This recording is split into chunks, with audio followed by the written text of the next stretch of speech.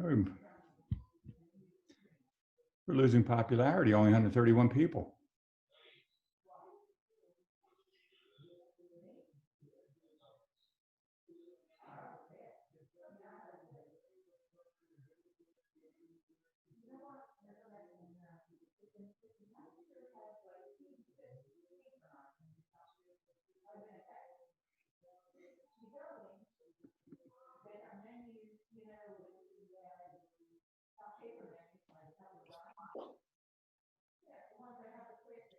Hey, Darren.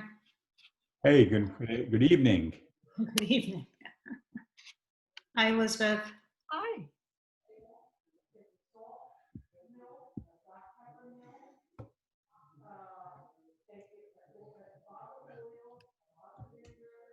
Hey, Kurt. Kurt, how you doing? Doing quite well tonight. Another night, another Zoom meeting. Looks like the dog back there is doing well. Is that a dog or a cat? That is my beagle on the Queen Anne chair in the office. He is my partner in crime here. He's my buddy. That's good. He looks comfortable. He's always comfortable. It's always about comfort with that dog.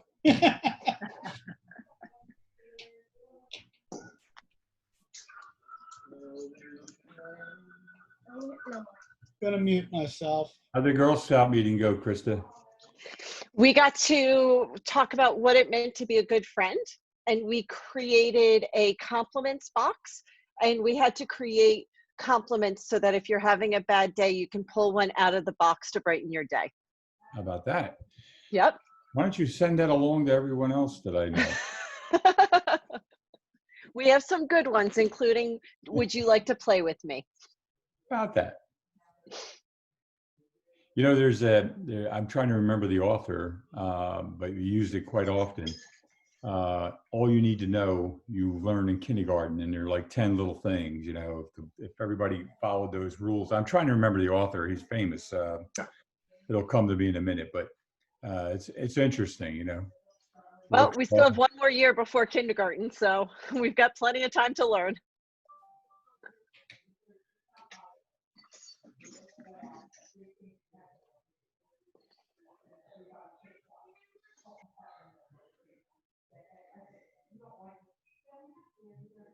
Thank you so much, Robert Fulgham.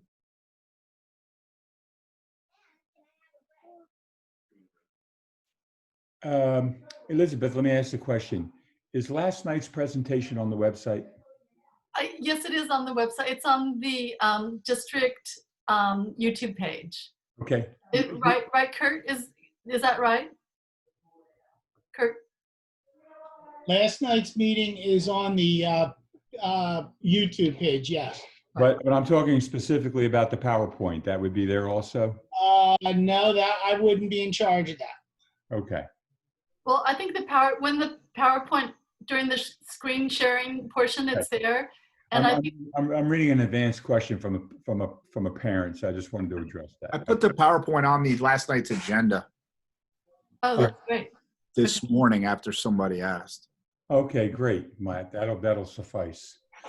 Okay, at 6:02, and we have 355 participants. So I think we'll begin. First of all, let me say good evening and welcome to all the parents and community members and maybe some students who want to find out about school reopening in September. Welcome, and hopefully I'm going to make a short presentation, and then we want to hear from as many residents and community members and parents and students as possible during the time that we have tonight.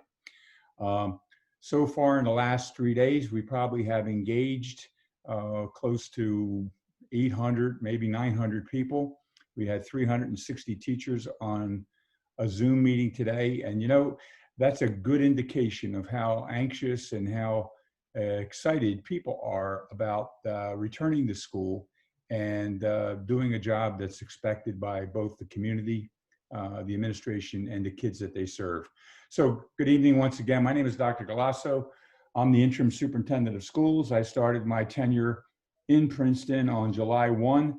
I'm going to show 7 slides tonight. And then we're going to quickly get into questions because I think that's more valuable than having me talk at you. So hopefully you'll bear in mind, and I'll go through the slides quickly, probably no more than 10 minutes. So Matt, if you would put the first slide up, I'd be appreciative. Okay. So the revised plan in 4 phases. Last night I talked about what we thought about we could do, bringing our pre-K, K1, special needs youngsters from autistic classes, our LDL classes, and also our MD classes. Unfortunately, there are a couple contingencies that we'll talk about tonight when we do the questions and answers that we were unable to do that. The board authorized me, and I did send to the executive county superintendent a revised plan this morning that indicated that we will be remote learning only until October 12th. That is a date that we would hope that we would get back to the hybrid model that we proposed. So the revised plan still has 4 phases. And what we're doing is we're still going to bring in teachers on September 1. We want to make sure that teacher training occurs during that time, and I'll go in more in depth in that in a minute. And on September 14th, we will begin all remote learning. Now, we recognize from parents' concerns in the meetings that I've attended with the PTOCs and special education parents and diversity council and equity council over the last 6 to 8 weeks, or I'm sorry, probably 12 weeks now, about parents being complimentary about the teachers from their quick turn to remote learning in March, but not satisfied with that same level or the same expectations if we had to go to remote learning in the fall. So we're going to talk about a number of expectations with regard to remote teaching, and we'll get to that also. But if we're successful, on October 12th, we'll bring in our pre-K through grade 5, including some of our special needs youngsters. And phase 4 will begin on October 19th for our middle and high school, which was the date for our original plan. Matt, the next slide, please. So what are we going to do from September 1 to September 14? You've heard a lot about Canvas, the new learning management system. We'll be making sure that teachers have a full command of that new learning management system. We also will provide opportunities for parents this Friday for some learning modules so that you can begin to navigate Canvas. So we're also looking at we'll be teaching working with our staff to improve hybrid learning for our return. And we will probably want to spend a lot of time looking at the effective use of aids in remote schooling.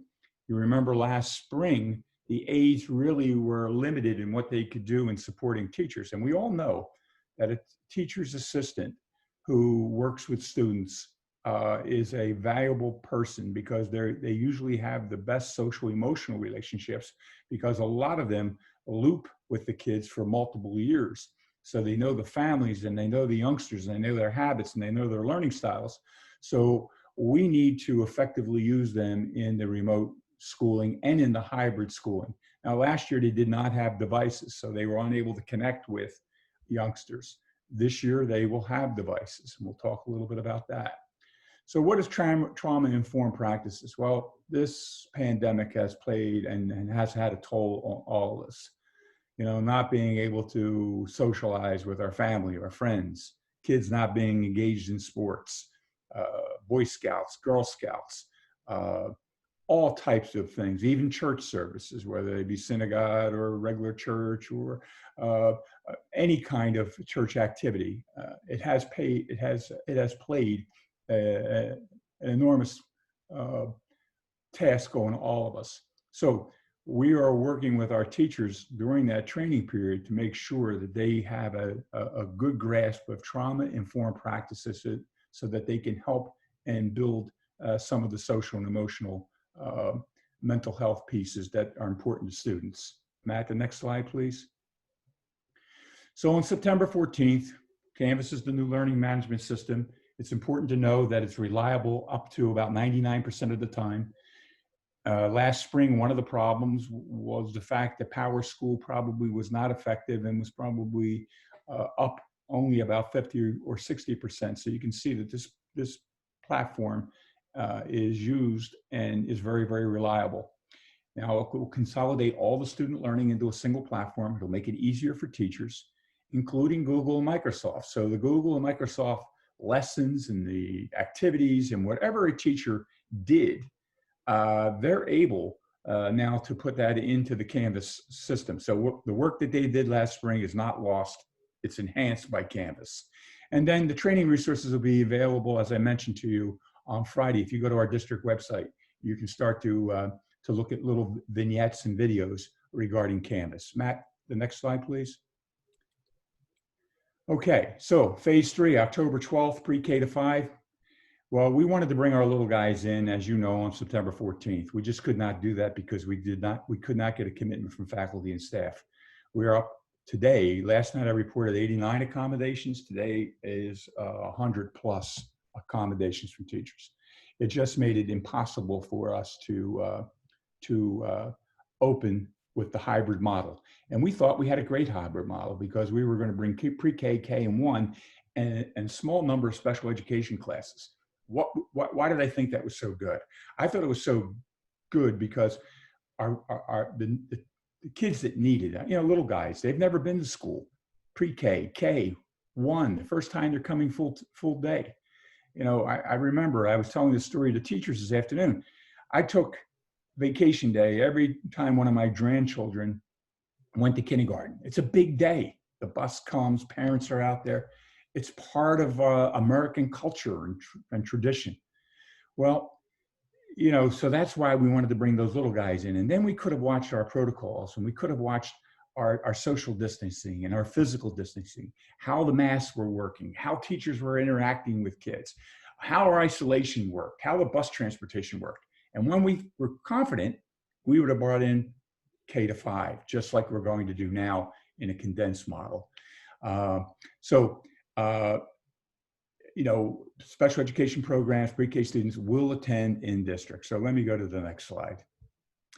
So phase 3, kindergarten, grade 5, we divide into 3 cohorts. 1 cohort will learn virtually full-time, 2 will attend classroom 2 days a week and 3 days a week.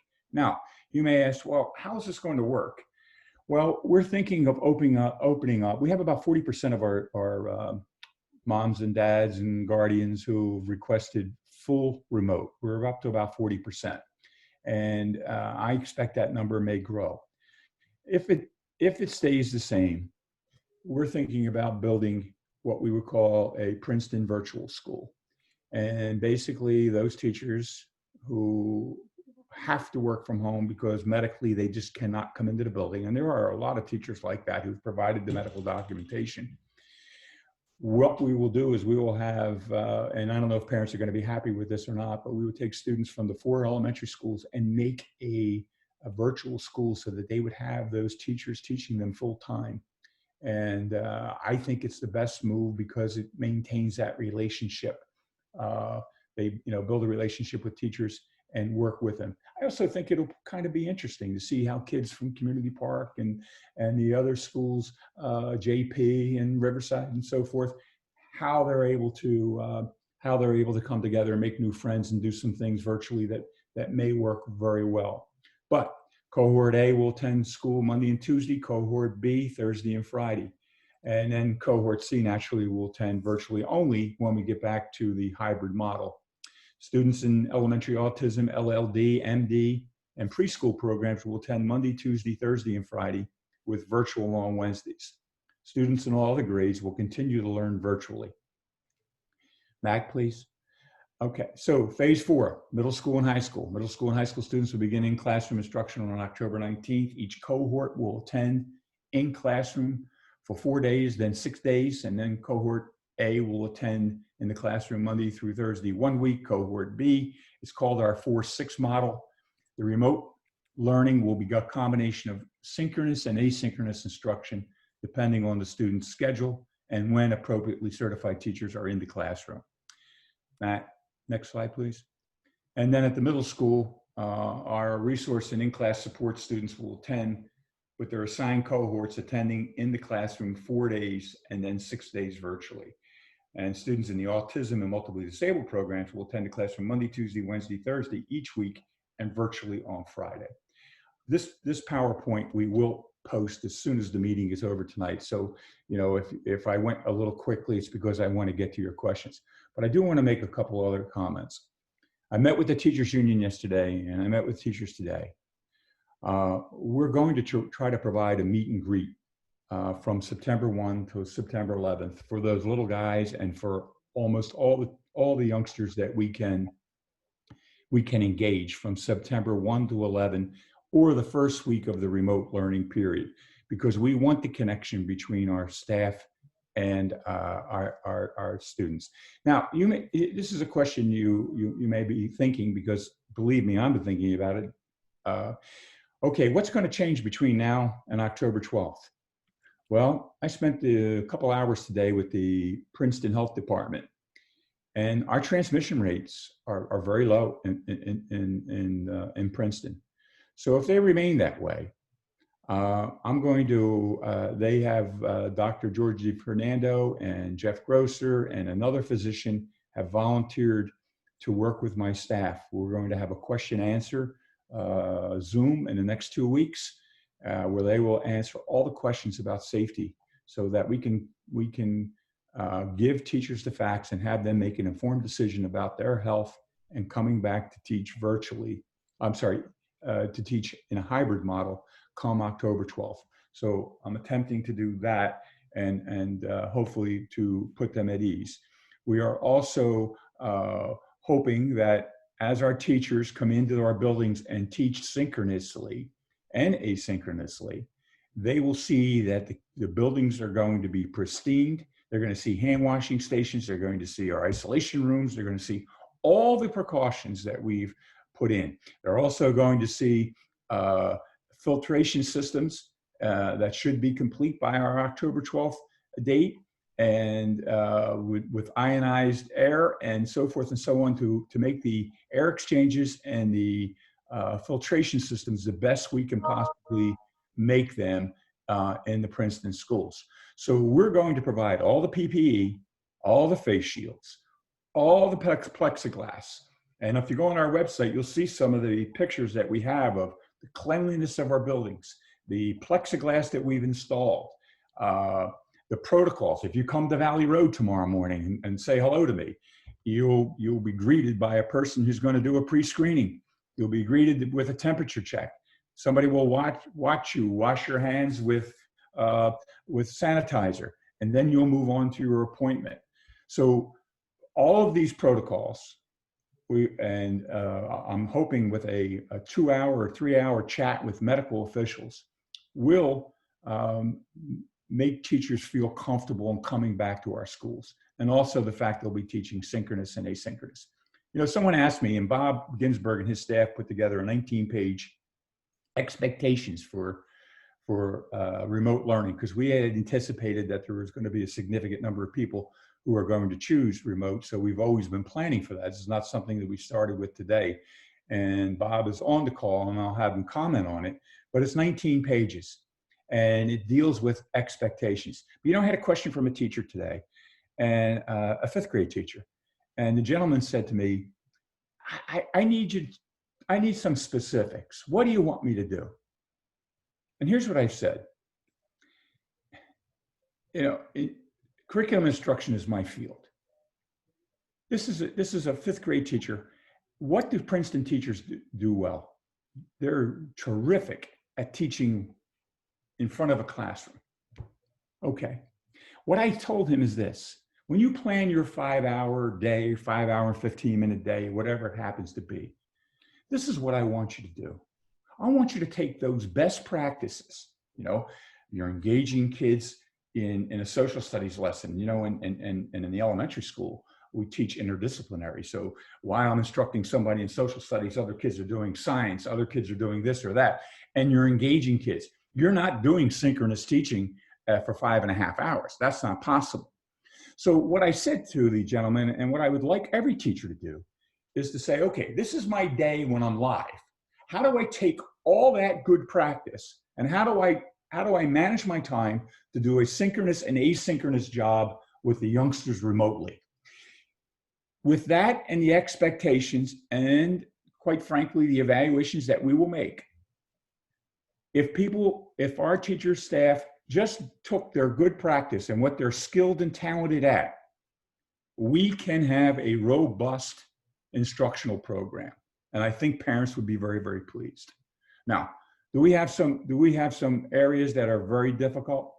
Our special needs youngsters, how to do related services, and all these types of things. These are very, very difficult things to do on a remote basis.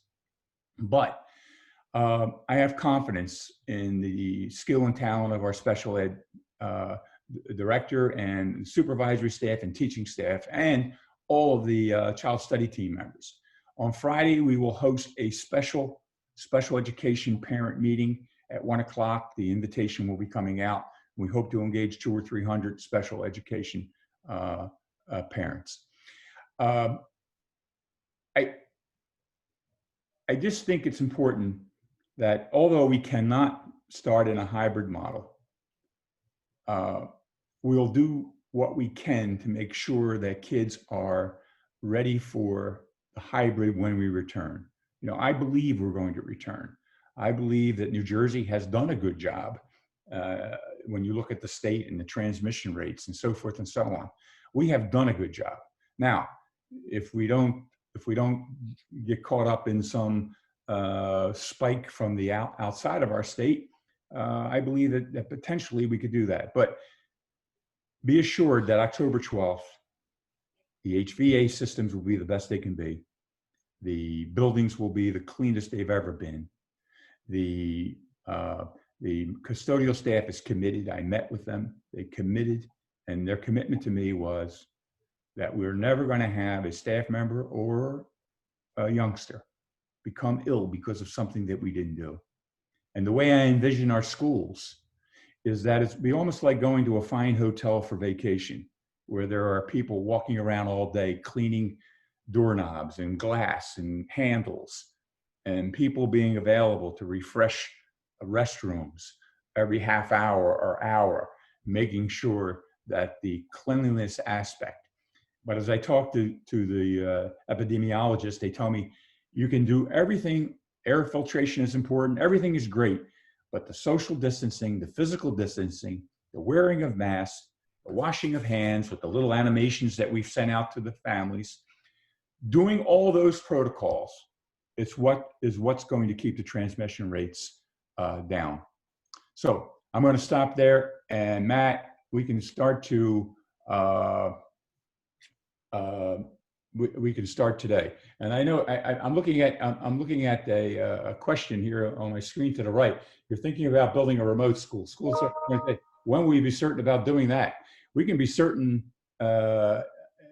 We can be certain as soon as we have a total number of students who in the elementary schools that want remote for a full year, and when we match up staff and class sizes, we can do that in a few days. You know, we have the teachers, we have the students, and we have the materials. So the remote school can be built in a short period of time. I've built remote schools in the past, so this is not a big issue for us. The question becomes, how many kids do we have the staff to maneuver? And one other point that I'll make, and then I'm going to have the first question asked, is last night a parent asked me, and I should have responded better than I did. A parent asked a great question. She said, you know, Dr. Glasser, you have 70% of the people want to come in. Why don't you do that? Well, education is a little different than a business. Education is certificate specific. So I can't interchange teachers just because they happen to have a certificate. They have to have certain certificates. Certain people are qualified to teach special ed and math. Certain people are qualified to teach Japanese or Mandarin, etc. So you just cannot use teachers in an interchangeable way. Before we made this decision to go remote, we did exactly what the parent asked me to do last night. And that was to go through building by building, schedule by schedule, and see if we could properly staff it. And did we have confidence in the health and safety? And we did not. And that's why we recommended to the board a remote, a remote beginning.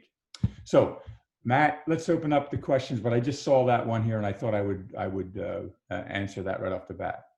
Great. Peter Z.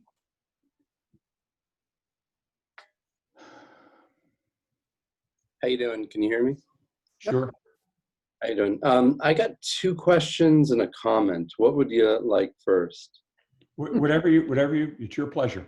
Okay, so my first question is I have a daughter who goes to CP. Okay. And they are dual immersion. Mm-hmm. How is dual immersion going to work in a remote environment where they're only meeting for 20 minutes possibly? I don't see that working. So when do you cut the cord on that? You mean when do we not have the DLI programs? Is that what you said, sir? I didn't Correct. catch the In last part. a remote instruction environment. Bob, I don't know if you want to answer that since you've been working. I'm not sure. Sure. I'm not sure where, Peter, I'm not sure where you're getting this 20-minute thing from. The problem we were actually having, apropos of Barry's attempt to answer the last question, in terms of having certificates, we had a bunch of people, and as you know, in the DLI program, there are partner teachers. One is an English, teaches in English, one teaches in Spanish. And there were some cases where we didn't have the Spanish partner who would be present in the school. I think it's actually for the DLI going to be easier if everybody is remote, at least to get started, because then both partner teachers will be able to work together. I'm not sure where you're getting a figure of 20 minutes from, because the proposed schedules, if you look in the plan, and I think it may be on page 9 or 10 for the elementary schools, there's about 120 minutes of language arts instruction, for example, per day. So I'm not sure, the 20 minutes is, I guess you may have the wrong impression. Well, I mean, in terms of, I have a 2nd grader, and, in terms of synchronous learning and immersion, I'm assuming that the best practices around remote instruction is going to be about 20 minutes with Zoom. Is that correct? Or will 2nd graders be expected to be on Zoom for more than a half an hour? Well, the answer is kids will be on Zoom throughout the day, but we've actually recommended to teachers, particularly for kids that young, that they not be on more than, say, 20 minutes at a shot, and then they're doing something else. And Barry spoke earlier, the teachers may be working with one group of kids individually on a screen while the other kids are working.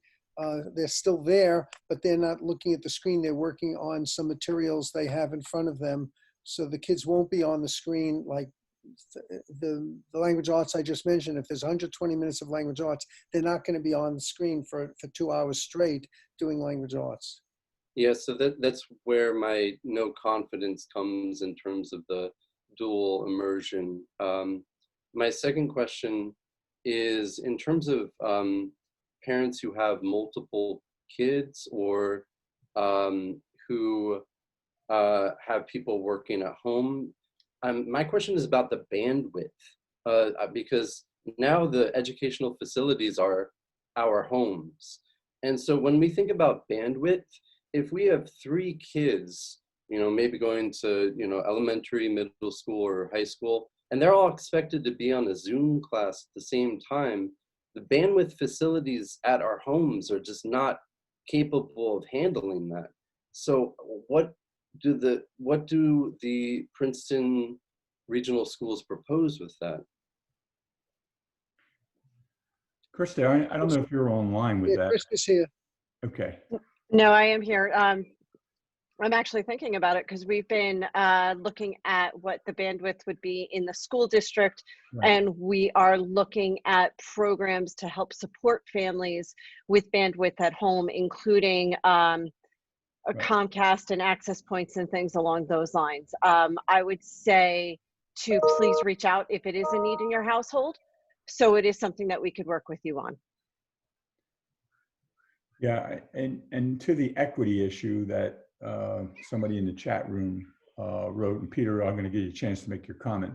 Uh, uh, we have written a grant, and I actually spoke to the funding group today, 4:30 this afternoon, and for people to pay for close to 175 hookups for families with Comcast. And we also realize there'll be some homes that they will not be able to connect to. And we've asked for 75 scholarships to pay for unlimited hotspots. And so from an equity standpoint, from connectivity, that's what the school district has been doing. Plus, I've authorized the school district to make sure that if we had 500 people streaming at the high school, middle school, and elementary schools, that we have the appropriate bandwidth, and I've been assured that we do. And I've also approved any additional bandwidth that they need to purchase. So from our end, I think we're in good shape. You bring up an interesting question that we'll have to look into. Mhm. Peter, yes. Oh, sorry.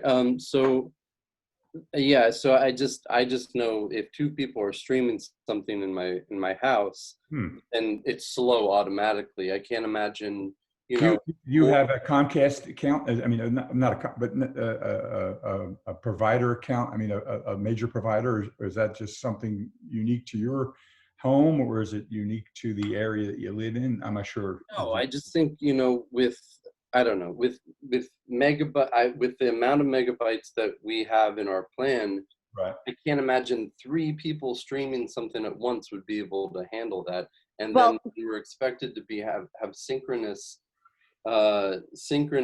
classes, and 3 people are doing Zoom all at once. I can't imagine that it would be able to handle that. And so it just puts the onus on us to upgrade, to a higher amount for bandwidth. It doesn't make sense. So just so you know, just to give you a frame of reference, if you're comparing it to like a YouTube streaming or a Netflix streaming, Zoom uses compressed video. And so you're looking at like 2 megabytes up and down for a single screen. It's a lot less than if a student or family member was looking at a YouTube video or streaming off of Netflix. So just to let you know that part of it. Okay, my comment, and thank you for putting this question and answer on. I just, since March, we've been hearing, we'll wait until April, we'll wait until May, we'll wait until June. And then when June came around, we'll wait until next year to see how we're going to get kids back into school. And it just feels like the ball's getting punted down the road. And I feel like with October, it just feels like it's not gonna happen. That it's just a comment, but it just feels to me, and I want my daughter to enjoy 2nd grade. I want her to go back and play with her friends. And I understand the specifics around the issues that are happening in our state. But I just, I just feel like it's not real. And I wonder whether or not when October comes around, it's going to be punted down the road once more. Well, I wish I could assure you that it would not, but the reality is this. If, the governor announced 1 week ago that people could go remote, and if you look at what's occurred since then time, you've had a considerable number of staff asking for accommodations, and the reality is that the schools who have gone remote because of maybe PPE, maybe they're waiting for ventilation to come online. But the reality is that most of us also have health and safety issues because we can't have the appropriate staff who are certified to provide the instruction that you want so badly, and all of us want so badly. And I think most of our teachers want badly, to be quite honest with you. So I appreciate your comment, and I understand your frustration because I think that's just part of the landscape that we have. And I don't know how else to wish. I can't assure you. I wish I could say, hey, we're going to be back October 12th. There's no doubt about that, but I can't. All right, thank you. Thank you. Varsha. Hello, everyone. My daughter will be going to middle school this in 6th grade, Dr. G knows her. I was wondering, how will we get the information about how the teachers are aligned, what will be their curriculum, and how is it going to work? So are you talking about the teacher's schedule? I'm sorry, I didn't understand the question. Okay, so my question is 2 parts. Let me start with the first part. Okay. First part being, like until elementary school, we knew that who would be their class teacher and all this information was available to us by the month of August. But I think Dr. Ginsburg has indicated this afternoon when we met with the 350 teachers that the principals are working on the class list now. And typically in Princeton, he has the history, and he's indicated that it usually was sent to parents Last week in August, right? Yeah. Last week in August. last week of August. All right. That's when we send out the elementary information. Yeah.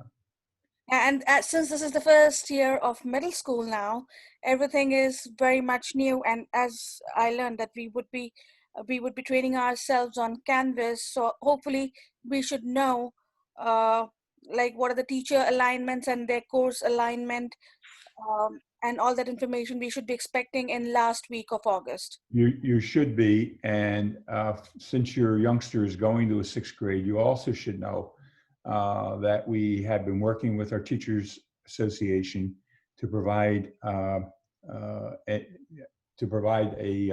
in-service for all of our new youngsters and an orientation for both our 6th graders and our 9th graders, because we know they're new to both the high school and to the junior high school. And the teachers have been very supportive in providing. We'll do some social distancing. They'll meet outside. I see one of the questions was tents. We do plan to have tents. We cannot have tents as classrooms, so that was part of the question. And let me tell you why. As a teacher, I could walk my class outside and teach under a tent today. I cannot have it as a permanent classroom, because if I assign a teacher to teach outside for the month of September and October, that classroom has to meet the uniform code standards. And there aren't any tents that can do that.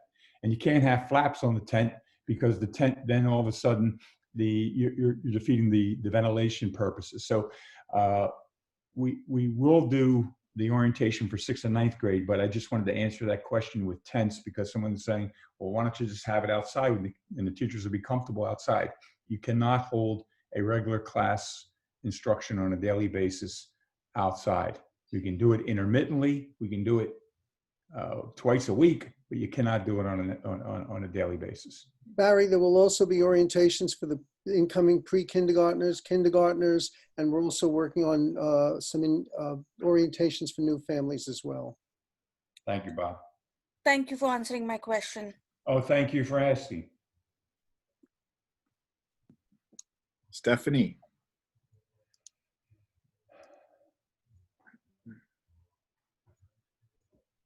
Stephanie?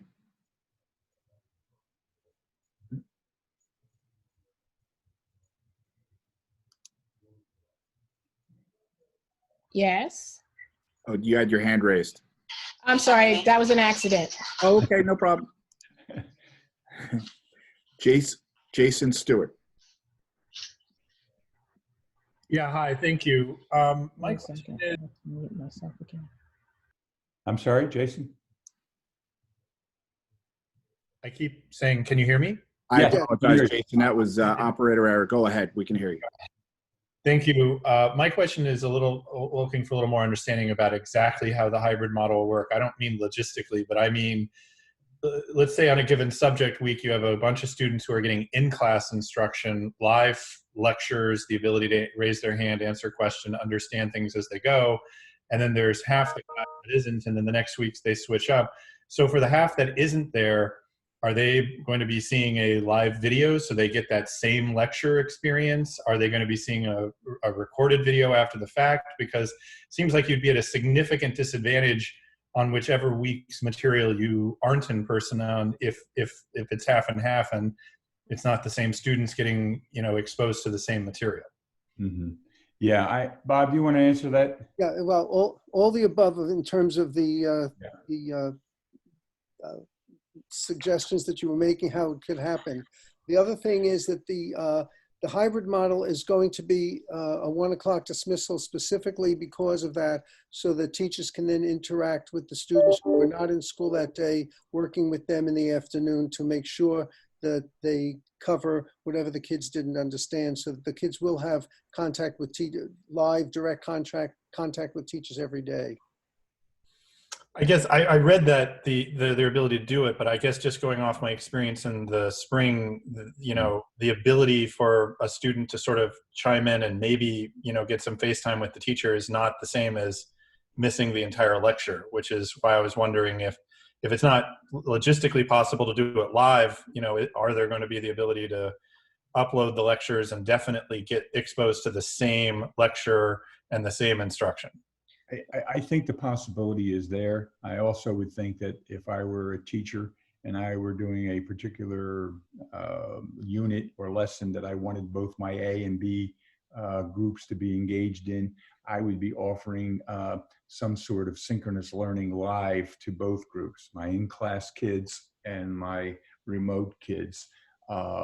And I think that what I was talking about that in the beginning, I think that's a best practice. And I think our teachers, now that they've had 3 months experience teaching remotely with not a good learning management system, and the fact that we did not have good devices for all of our kids, that makes a difference. And the ability now with expectations and for them to understand, let me take my best practices and let me incorporate that into a remote and a hybrid learning model. It's not that difficult for teachers who are skilled, and these teachers are skilled and they're highly professional. So I believe that in October, September and October, I think parents are going to be pleased with what they see, because there's going to be expectations. Supervisors and principals are going to be monitoring classes to ensure the quality of the instruction, just like they would do if we were here in a live model, where principals and assistant principals and supervisors are in and out of classrooms. That would be the same model that we'll use for the remote learning. The expectations, the evaluations, you know, it's part of a teacher's DNA, and they will rise to the occasion. Okay, thank you. Thank you. Helen Rose? Hello. Hello. Hi. So quick follow-up on what you were just talking about just a moment ago. Are there going to be, and then I have another question, but are there going to be specific requirements with the remote learning, such as each teacher has to do 2 synchronous learning sessions a week, or each teacher has to do a certain number of Zoom classes? Yeah, that's going to be an expectation. And the reason we have from September 1 to September 11th is because teachers and supervisors of various, whether elementary supervisors or secondary supervisors and subject specific, that's what they'll be talking about. We'll be talking about setting a standard. This is what we want to do. We want to see every social studies teacher connecting X number of times. That's part of the expectations. I can't tell you today they're going to be an hour and a half of social studies and 1 hour of math synchronous, but I can tell you that the same amount of time that we're engaging kids in a live classroom, it should be the standard for how we engage kids in a remote setting. I guess my experience has been, you know, when it's an expectation but not a requirement, well, there end up being several teachers that don't meet the expectation. At least that's what happened in the spring. You know what, and we heard that from a number of people, and there were some issues. And I'm not making excuses for the teachers. And we have great teachers. Yeah. I love our teachers. Yeah, I'm not and here. it is few and far between, but I have 4 kids and we have a Yeah. lot of teachers. Well, see, you're probably the best person to give us advice because you got all the grade levels covered. So, Yeah, the point of the matter is that I'm not an apologist for the teachers, but I'm just saying they made a quick turn. Sure.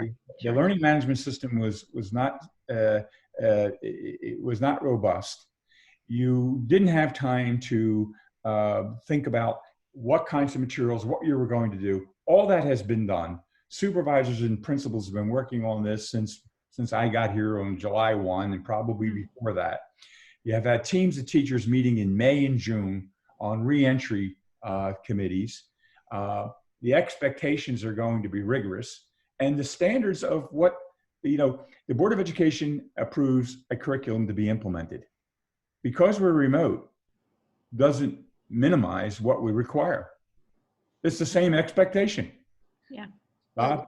Hey, I just want to let Helen know, in the remote plan on pages 3 through 6, there's a list of actually some rigorous expectations that we have of teachers, and the principals and the supervisors can use those expectations to facilitate and guide the teachers. The teachers can use those as well, so they'll know what's expected of them, and we can use that in terms of assessing and evaluating teachers' performances as well. So if you want to take a look at pages 3 through 6, and then after that, there's some expectations for students.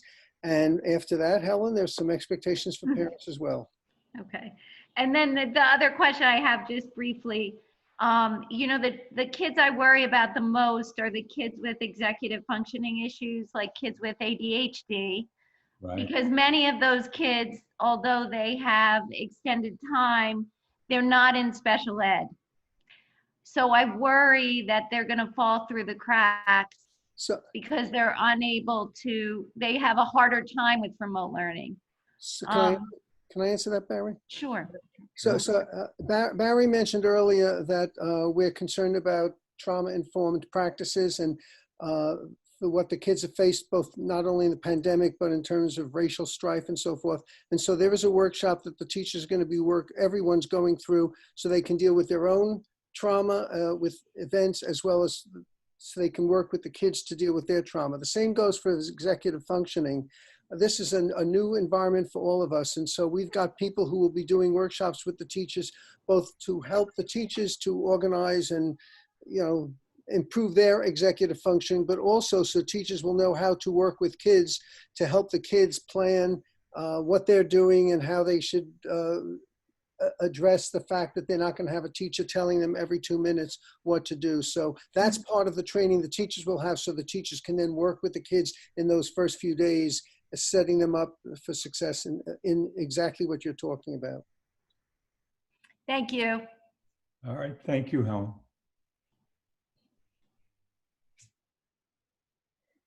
Darlene? Hi, so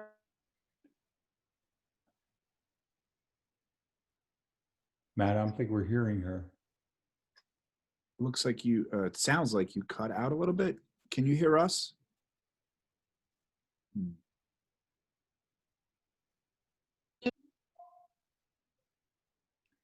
can you hear me? I hear you now. And now you have to start over, I guess. I'm sorry. I'm not, can you hear me? We can right now, yes. We can. Okay, sorry about that. So I just wanted to say, just to express the view that this is like, for very sort of like, augmented population, that we are very appreciative about the care that you have taken to consider everybody's safety in our community and everybody's life. So aside from the point that I do care a lot about, I also have 4 children across all of the schools. I think that I want to appreciate that decision, and I think that it was definitely the right one. I also work at Princeton, and I know exactly what's behind those decisions.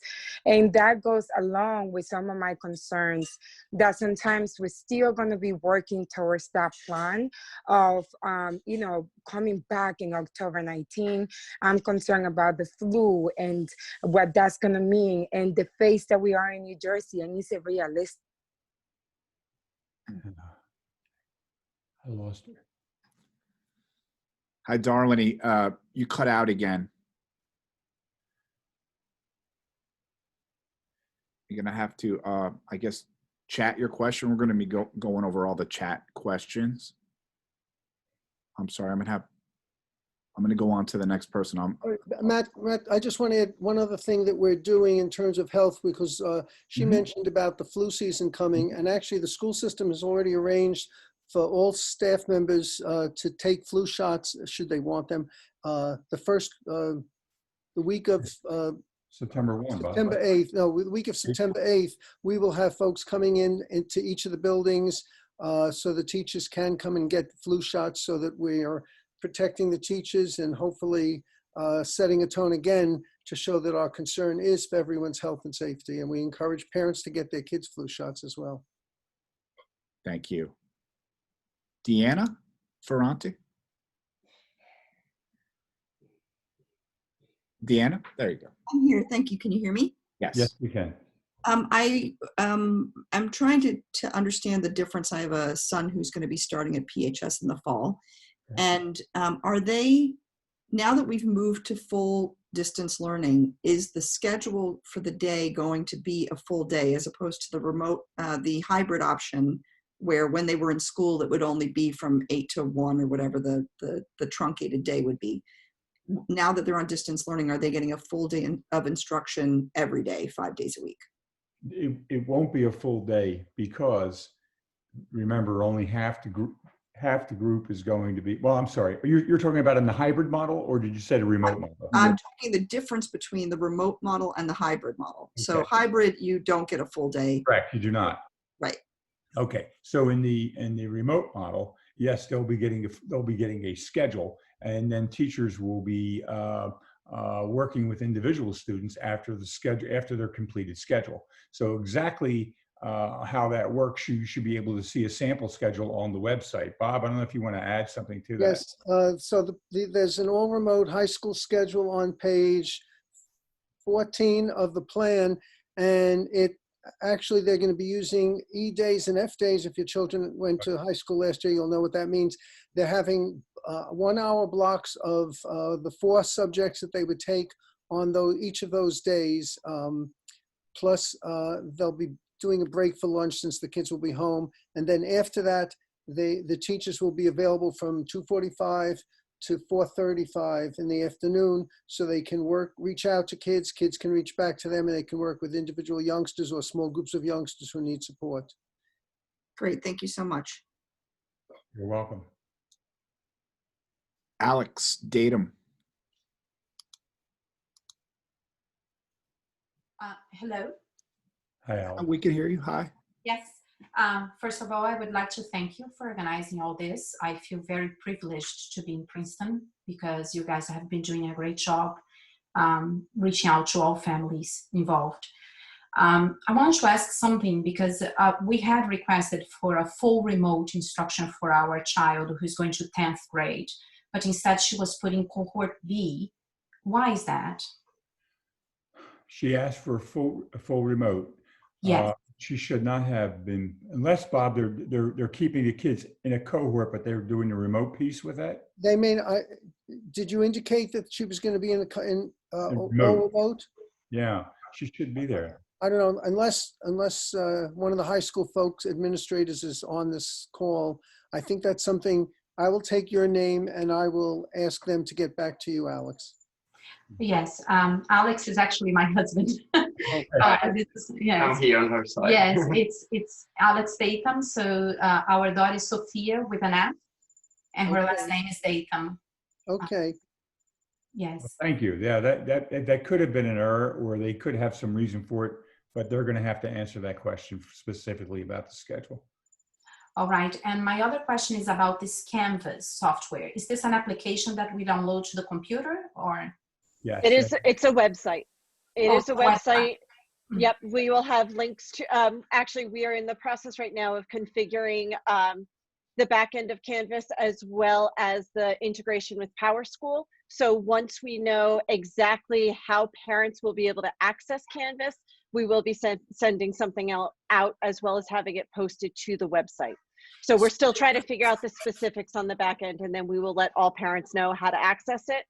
And as of this Friday, if you go to the website, we're planning to have parent video tutorials. If you want to just start viewing what the platform will look like for your child, as well as for you, the parent perspective, as well as the student perspective. All right, then. Thank you very much. And I'll wait for your response on Sophia's relocation to cohort C. Thank you so much. Thank you. Have a good evening. Okay, thank you. Amy Mayer? Hi. I think my basic question has already been asked, which is, what does remote learning, all remote learning, look like? However, Dr. Ginsburg just referred to page 14 of the plan on the website, and I can't find that. So the plan that I'm seeing on the website is the August 7th one, and page 14, and in fact, no page describes what all remote looks Yeah, like. we need to get the new, we'll get that new one up there ASAP. I was just going and looking because people are asking that question. I don't know if we can do it while we're doing this or not. I sent out an email to Andrew, Krista, Robert, and I'm not sure if we could post that on the fly or not, Bob, but. You know I can't. No, I know. That's why. I don't know if you could forward the exact plan. I'm not, I just want to make sure, because people are asking that same question, Amy. Okay, great. Well, we'll make sure that you have it, Amy. Sorry about that. Thanks. Thank you. Malavora. Oh, can you hear me? Yes, we can. Hi. First of all, thank you. We're actually new to the Princeton public school system. I have a incoming kindergartner. So as exciting as this is all new, plus, the add of the nuances. So I really like the idea of the meet and greet. So that's awesome. I think, he would really benefit from that, just meeting the teacher and getting used to the environment. Now, I have a couple of questions. My first one is, so with the cohort, should I have already found out what cohort he's going to be in? No, I think that information will be forthcoming, though. It'll be coming with the classes, with the class list. So that. Okay. And as long as we want a hybrid, we'll get a hybrid. Is that my understanding? If we go back to hybrid, yes, you will get a hybrid. Okay. And my other question was, and this might have been answered with the posting of the new plan, but a typical day for a kindergartner, is that schedule going to be given to us too? Because again, I'm new to this, so I have no idea what to expect. I don't have background on it. So should I be expecting that as well? Yes. You should expect a description with the classes. We'll have the elementary principals for the particular school that your son is going to be attending post a typical day for kindergartners, typical day for first grade, and so forth. Because Okay. I think that's important for parents to know, especially new parents to the to the school experience. Yeah, So, I appreciate that. And lastly, with the is the Canvas kind of like Google Classroom, where all the assignments will kind of be posted and will be expected to kind of submit them to the teachers? I'll let Yes. Chris answer that. Yes. So the nice thing about Canvas, because I did see a few questions, I do know that in the spring when we were using Power School Learning, and Power School Learning was not able to support all of the users. So there were teachers who went to Google Classroom and teachers who went elsewhere. Canvas is going to bring everyone back together. So all of the student learning is going to be in Canvas, all of the subjects, all of the classes. It does act very similar to Google Classroom. It actually has a full integration with Google. So any teachers who used Google last year can reuse all of those lessons directly within Canvas. So it will have that same feel to it. But the other nice thing about Canvas, especially at that young elementary level, is that students are able to submit pictures. They're able to submit questions via voice or via video. So kindergarten teacher or kindergarten students can actually ask their teacher a question by posting an audio file or a video file. So it's going to be a lot more user-friendly. It's going to work better with all of the grade levels. And it is also a lot more reliable, has a much better uptime than PowerSchool could ever report. So we're really looking forward to having a much better tool to support learning going forward. That sounds great. Thank you. And I just thought of one more question while I have your time and attention. When the child is going in person until 1 o'clock, are they done for the day, or will they be virtual learning after 1 o'clock? So the children, the children, if there's a hybrid model, the children would be going, who are in school would be going home at 1 o'clock, and the teachers would be working from 1:30 to 3 with kids who are remote, which could include some of the kids who get home by 2 o'clock. They could also join, but the teachers would be working from 1:30 to 3 directly remotely with the kids who were not in school on that day. Although, again, if you take a look at the schedule, we will be trying to have all the kids, whether they're remote or in person during the hybrid model, being together for morning meeting and being together for some other activities, specials likely, and some of that, so the kids are not totally isolated just because they're home. Okay, fantastic. Thank you, everyone. You're welcome. Pranav? Hi, can you hear me? Yes, we can. Hi, my name is Sid. Pranav is my son's name. Maybe I just logged in, looks like using his ID. I have 2 kids who go to JP, and thank you for setting this up. I think even our experience in spring was fabulous, and knowing what the constraints were and how the teachers adapted to that, I think it was very well done. I have 2 questions for today. One is, for now we have chosen a remote, which is what you are calling as cohort C. As we go along a couple of months down the line, if we want to switch into any other cohort, depending on what we find, how easy or difficult is that? What's the lead time for that? So that's my question number 1, and I can ask my second question once you answer. Okay. We're asking for you to sign a commit letter to your choice, and we will allow students to move from remote to a hybrid cohort after a marking period. I think that's what we agreed, Bob, is a marking period. Yeah, well, we said that, yes, we said if we began with hybrid, we would wait until the end of the first marking period, which is approximately around Thanksgiving. And the reason for that is because we'll ask you actually to let us know before that, but we need to see, to make sure that if we're socially distancing in classes and so forth, we need to make sure we're not overloading classrooms with kids because people want to come back. So we're going to need some time to finagle schedules and so forth. Okay. Fantastic. Say hi to Pranav for me. Yes, I would, Dr. G. I will certainly say hi. You're right, to Pranav as well as to Maya. My second question was, you have referred to a few rules, like not exactly on what the exact schedule would be, but as to how would cohort C meet in the morning and cohort C would meet in the afternoon. Where can I refer to these things? Looks like there's a document which I have probably missed somewhere. Is it hosted? It's posted somewhere on the Princeton Public School? I just sent it, I don't know, I just sent it to Krista and Andrew and Gabe in the hope that someone can post it right away. Elizabeth is posting it in the reopening our schools section. It should be up shortly. Okay. On the Princeton Public School website, right? Okay. Yes. Thank you very much. Thank you. You're welcome. Mercado Adams? Hi, yes. Can you hear me? Yes, we can. Okay.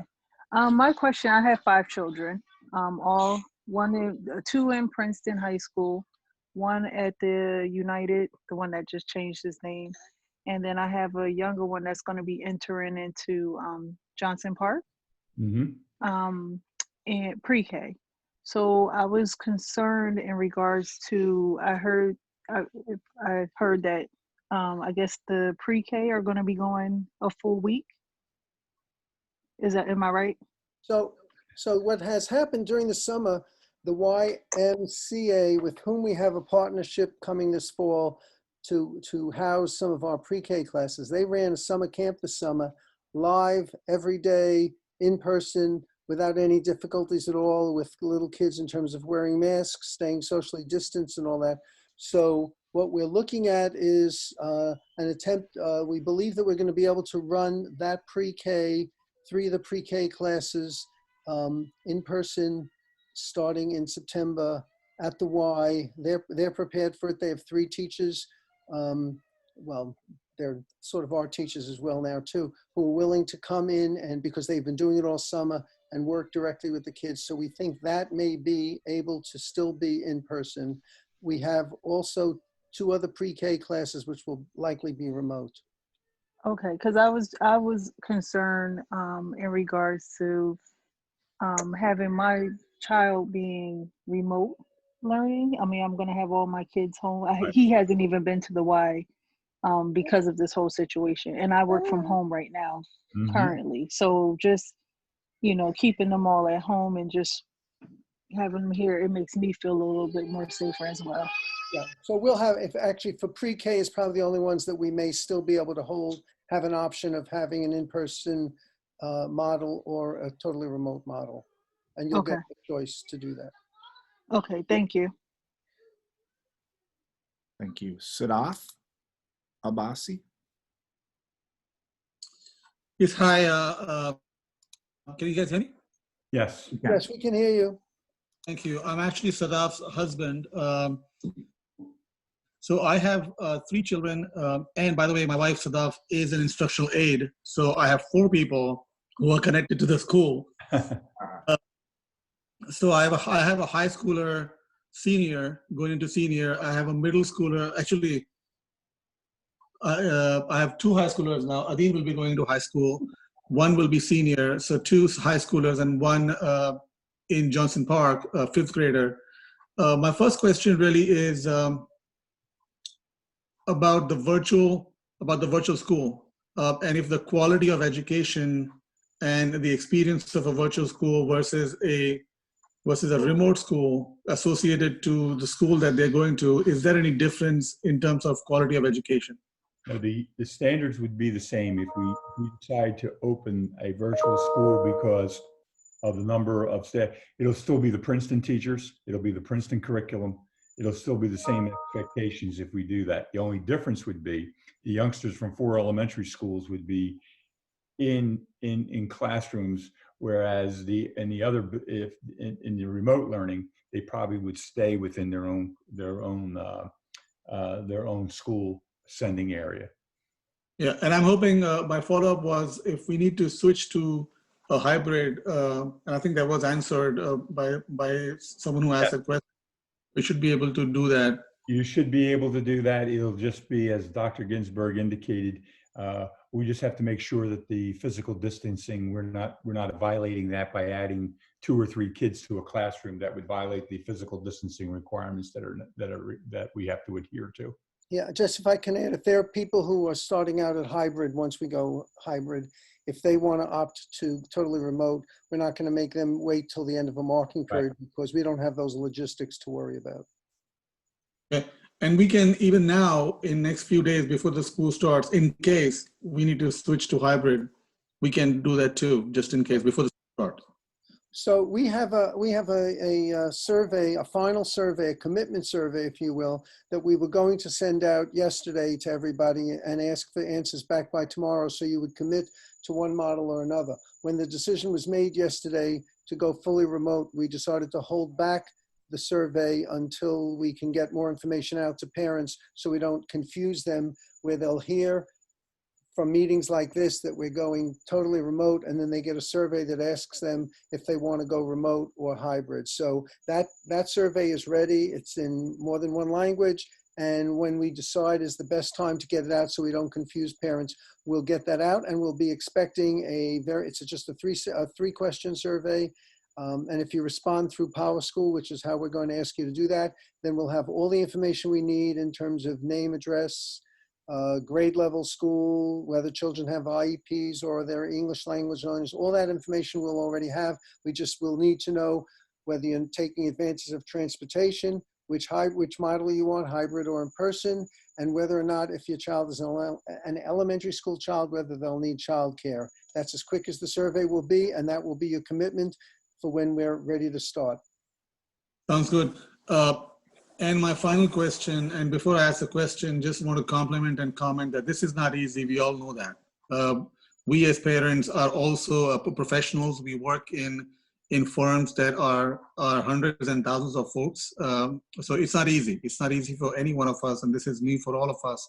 None of us, I mean, the last pandemic was 1918, so none of us were born and were there at that time to even experience. So hats off to the team for doing a great job.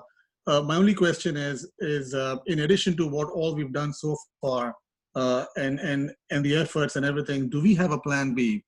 And what's the threshold for if even one child gets infected, or even a teacher gets infected, or even in my case, as I said, I have an instructional aide or an instructor who's basically, even though I go for all remote for all three children, my wife is still going to be in the school on a daily basis for those hybrid kids to go and teach. So she can be infected and bring the virus back home. What's the plan B, God forbid, if there is one case? Is there a plan B? Well, the plan is that if you and it's on our website, we will be working with the Princeton Health Department. They will guide us. We'll do the contact tracing. We'll do the all the protocols that are necessary for the health department, notification of families. We'll follow every CDC and every Princeton Health requirement, and we'll follow the advice of our school doctors and the health professionals in the community. And it may well be that depending upon the actual contact. So for example, if I was a teacher and the only person that I met that day was Dr. Ginsburg, well, me and Dr. Ginsburg would quarantine for a period of time. But if I were a teacher and I interacted with 10 teachers and maybe 3 classrooms of youngsters, which is not our plan, but if I happen to be someone who did that, then it may require a school to be totally shut down for a period of time. So I think it's difficult to answer specifically. When we talk to our health professionals, they said it's going to be case by case and it'll be case specific. And then they'll make recommendations to us on how we should act expeditiously in contact tracing. All of our nurses have been trained in contact tracing. In fact, some of our nurses have been working with the Princeton Health Department as contact tracers since the pandemic began last March. So they do have experience. And we also have assistance from the Princeton Health Department to assist us with the contact tracing. So I hope that answers your question. I don't want to be evasive, but it's really specific to who had the case, on who contracted the disease and what they were doing. No, absolutely get it. And thanks for the answer. Final question as a follow-up. So contact tracing, how are we doing contact tracing? Are we going to have apps on the teachers' phones and the students, or what's the technology we're using for doing contact tracing? Well, I'm going to ask Mickey to talk a little bit about contact tracing. She's the person who has put our plan together with the school nurses. So Mickey. Right. So are you asking about the symptom surveys on a daily basis or actual contact tracing? Actual contact tracing. Like, for example, at work in a forum, what we're doing is we have, with people's privacy permission, of course, we have installed apps on our phones for contact tracing, and we sort of track that on a daily basis as to who we're meeting, where we're going, geopolitical senses and stuff like that. Is that contact tracing you're talking about, or this is just symptom contact tracing? No, so the contact tracing that will happen is if a child is found to have COVID, they have a positive test, we will be looking, or we suspect that they have enough symptoms that they'll be positive. We're going to be gathering all the information on who all their contacts were. So if they rode the bus to school, where their homeroom was, all their classes for the day, anyone that they had contact with in school, and provide that information to the health department. So that's what we're talking about. We're talking about having quick communications with the health department. Our nurses will also have access to a computer program that the health department has. They learned how to use it over the summer. They will get immediate information about how that person's test result came out. Okay, all right, thank you so much. Okay. You're welcome.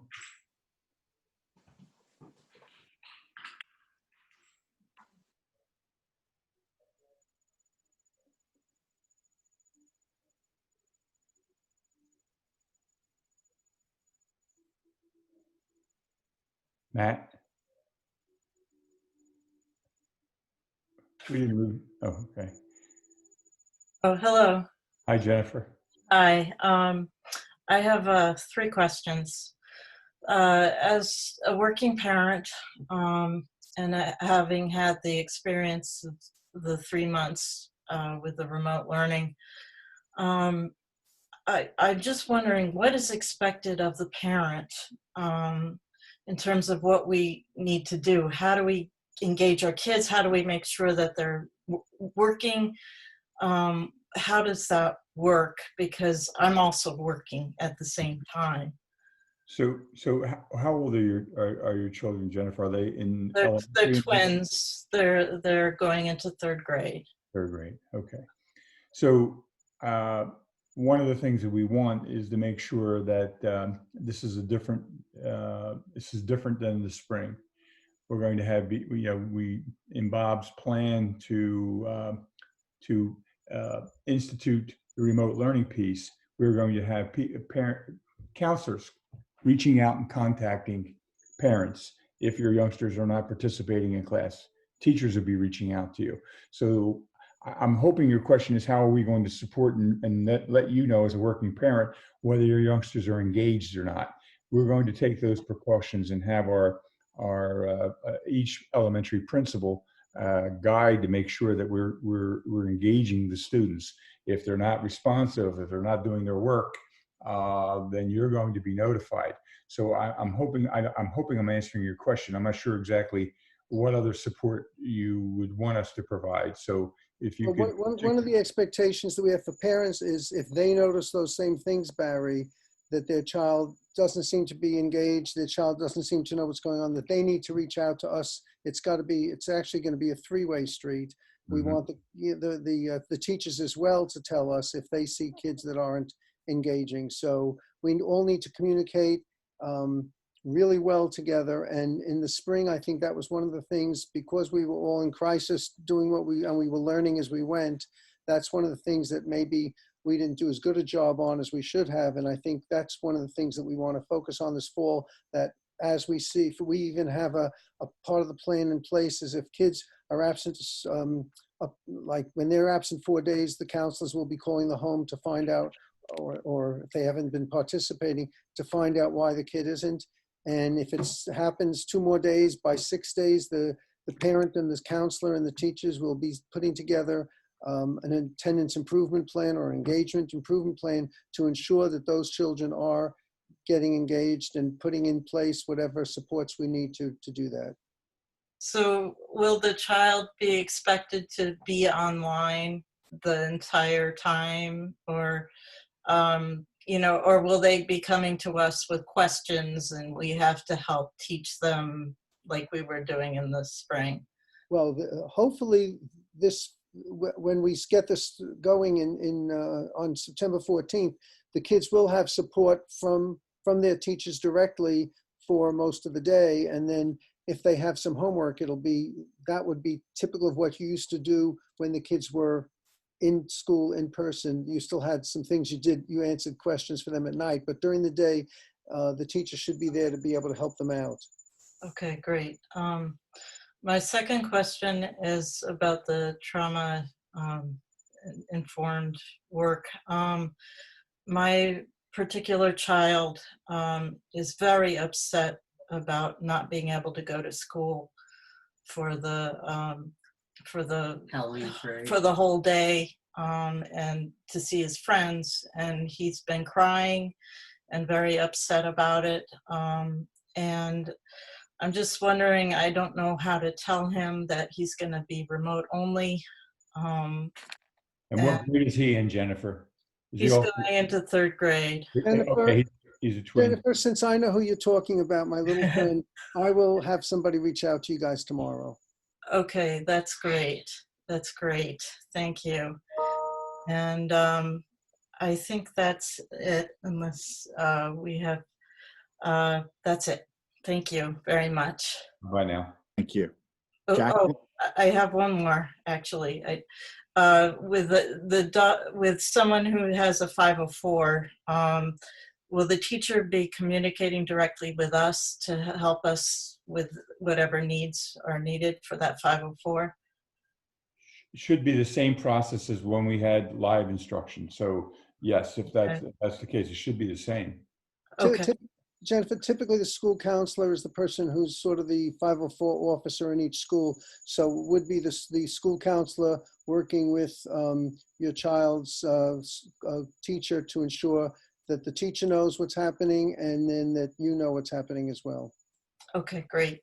Thank you very much. Thank you. Jacqueline Shire? Thank you so much for holding this meeting and for all the patience that you're demonstrating with our questions.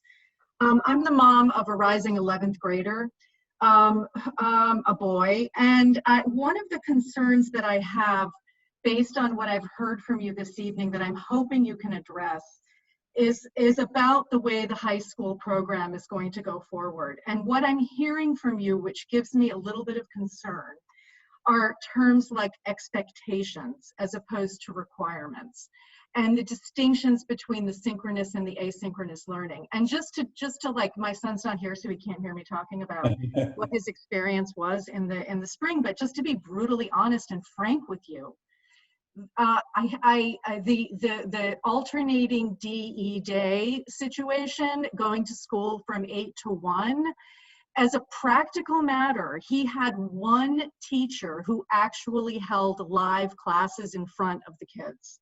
And what I'm hearing you say now that makes me really concerned about the fall is that there is no clear requirement that the teachers, whether remote or when we go to the hybrid model in mid-October, actually have to sit in front of our kids and teach AP calculus or fill in the blank subject. So that's my bottom line concern. And I'm hoping that you can tell me I've totally misunderstood everything and I've got it wrong.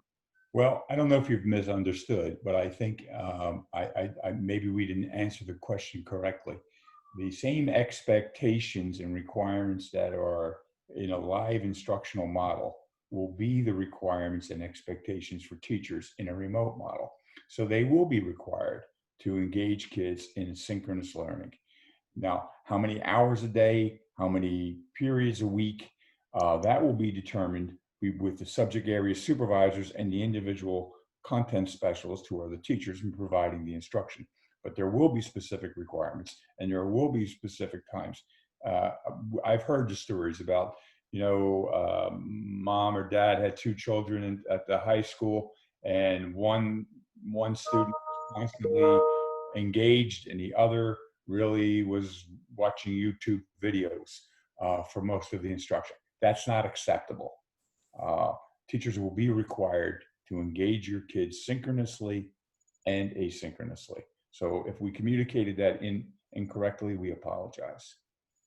Okay, thank you. I really do appreciate that. And I'm just speaking as a parent of the kind of kid who, will switch over to his other screen to the YouTube video or the game he's playing. And what I really, really desperately want from our teachers is that they be provided with tools to make sure that these kids are really staying engaged. So I appreciate what you guys are going through, and I appreciate the creativity that you're showing with addressing these concerns. So thank you very much. If I can, I think part of one of the things that got away from us last spring to some extent was holding kids accountable for everything that we were asking them to do, and that will be different this fall. So I think that will be helpful in terms of your youngster. Okay, thanks. And you mentioned tools, and I think it's important to note that the new learning management system, the fact that every youngster from an equity standpoint is going to have a new device the fact that we can push updates and different learning mechanisms into the computers. Yeah, I think you're going to see a significant difference because the teachers are being equipped with the tools. They've also had 3 months experience. They're also being trained, and they're also working with supervisors and principals to build lessons and templates with requirements and expectations for what we're going to do. I think it will be significantly different. In fact, I know it will be significantly different because teachers want to do a good job too. And I think all we needed to do is to provide them the materials and tools and the requirements and expectations, and professionalism. I think will rule the day when remote instruction begins on September 14th. Thanks, you guys. That's really helpful. You're welcome. Thank you. Deborah Pearlstein.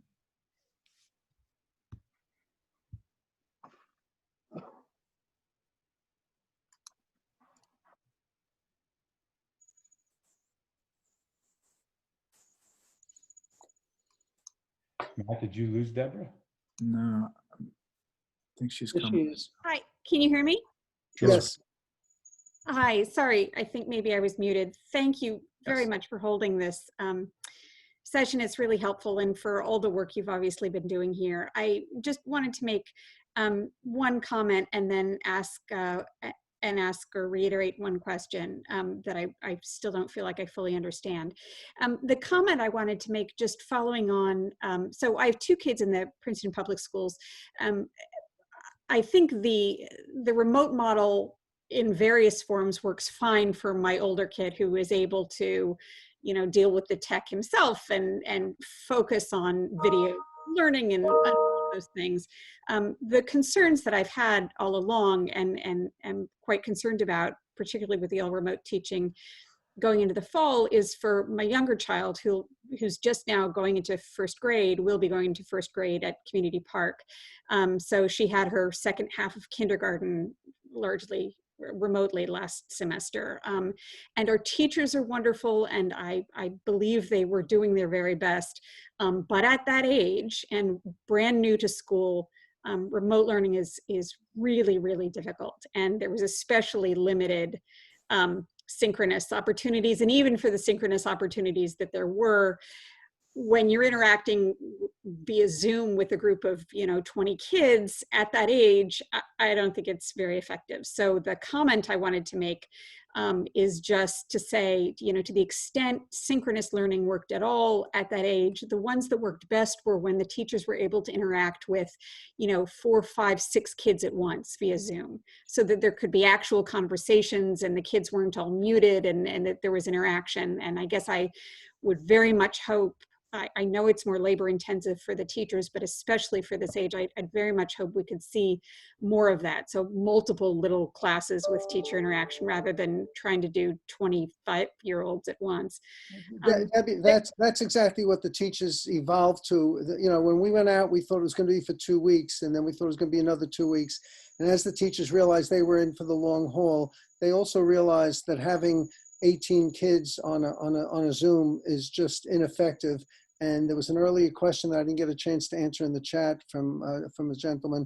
But in fact, we are giving the teachers some pointers in terms of how effectively to use Zoom and what it's ineffective for. Just because the tool exists doesn't mean you use it for everything.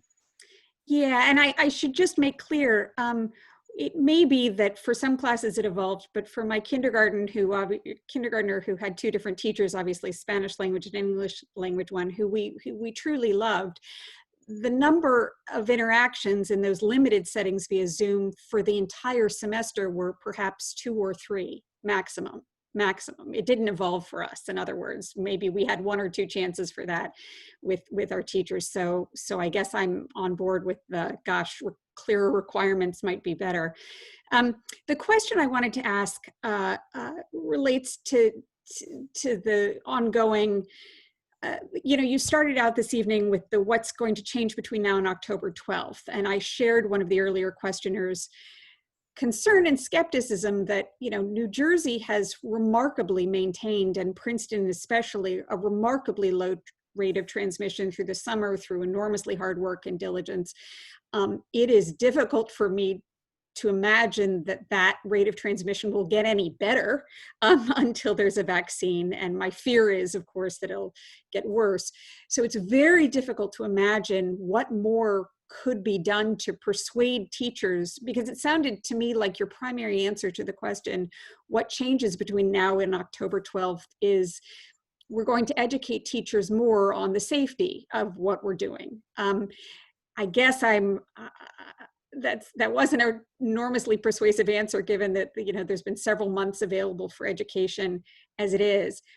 Quite a bit more specifically, you know, a number of districts are going to these outside classrooms and so forth. And I guess I didn't fully follow the answer to the, what uniform code are you referring to that the regulations prohibit outside learning? Is that state law? Could you cite the relevant provision so I can understand what the regulatory limitations are? I guess I just appreciate some more reassurance on there's something more than lobbying teachers to understand existing safety protocols that's going to change between now and October 12th. Well, I mean, I think realistically, if you can't staff your schools, then you can't open your schools. The same accommodations would be requested if we had outdoor classrooms versus indoor classrooms. People still have the underlying conditions that are allowing them to apply for these accommodations. The CARES Act, which allows employees to take up to 12 weeks leave at I think it's almost 60% pay, that is in play. So there are a number of provisions. The New Jersey Association, or NJEA, has come out, and even though you're correct about the transmission rates, they've come out and said that schools are not safe to open. They're the guiding agency for almost 130,000 teachers. The Principals Association has come out with the same statement. So what I've been attempting to do is to provide all the PPE to make sure our ventilation systems are in tip-top condition as we can make them. Now you remember, Princeton has 100-year-old buildings. And even though they have been doing a great job with renovating these buildings over the last year or two, we only have 4 buildings that have the new Airedale ventilation systems that have been installed. One more is scheduled for next spring. And the high school, which is 100 and some odd years old, has a new HVAC system, but it's 10, 15, 20 years old. I'm just looking at a quote of about $200,000 to put filters to do ionized air. So the point I'm trying to, I'm trying to understand your question, but if there isn't much more that we can do as a Board of Education and Administration than follow the law. People are entitled to accommodations. They're entitled to the CARES Act relief. And our job is to try to make our buildings as safe as possible and appeal to people to come into our buildings and feel safe. I've talked to the health department today. I can't have outside classrooms. I can't construct 200 classrooms that are outside and are going to meet any fire code, any uniform code, sewage, bathroom facilities, all those things. Just basic building codes I can't meet. And the expense would be tremendous. I think part of Debbie's question, I think, was your reference earlier to if we use tents full time, that they wouldn't meet code. And the reason is because then they become considered buildings. Therefore they have to meet those codes. We can do it temporarily for a day here, a day there, or have different classes going in. But once it becomes sort of like a permanent teaching station, it has to meet those kinds of codes, Debbie. I think that's the question you were asking about.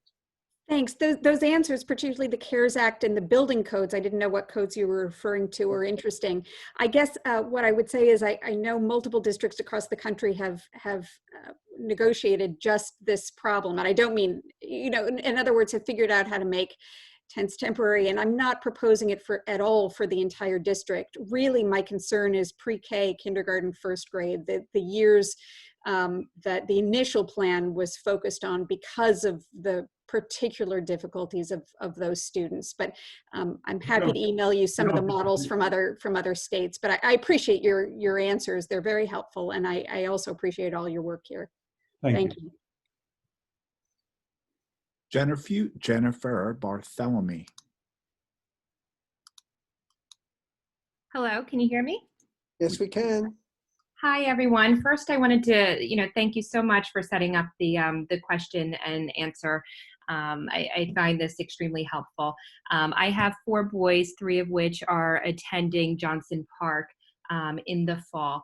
And I think that it's probably a good thing that I followed Elizabeth because I did, or I think it was Elizabeth or Deborah who just spoke. But I think that she touched on a lot of the questions that I was going to discuss. But of particular, I'm most concerned about my kindergartner who is going to be starting Johnson Park.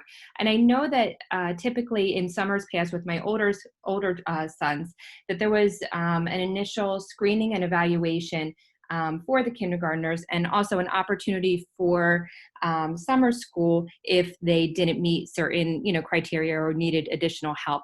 And I know that, of course, we were limited by COVID this summer, and these things didn't happen.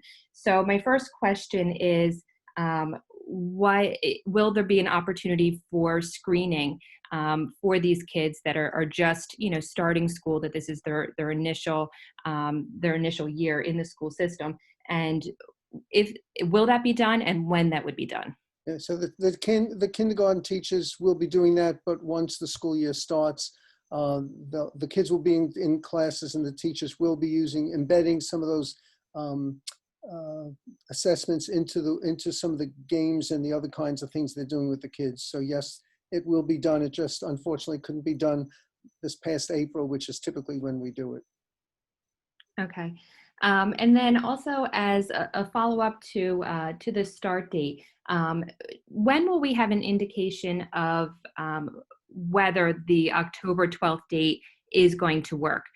So if this is something that either the numbers go up or there is not a readiness of a certain amount of teachers to come back to school, how much notice can parents expect for an indication that maybe we're not going to be starting on October 12th? And if that's the case, will it be for a certain time, or will the district plan to say this is not going to be feasible for the rest of marking period? 2020? Yes. Yeah. Well, we're going to give you as much advance notice as we possibly can.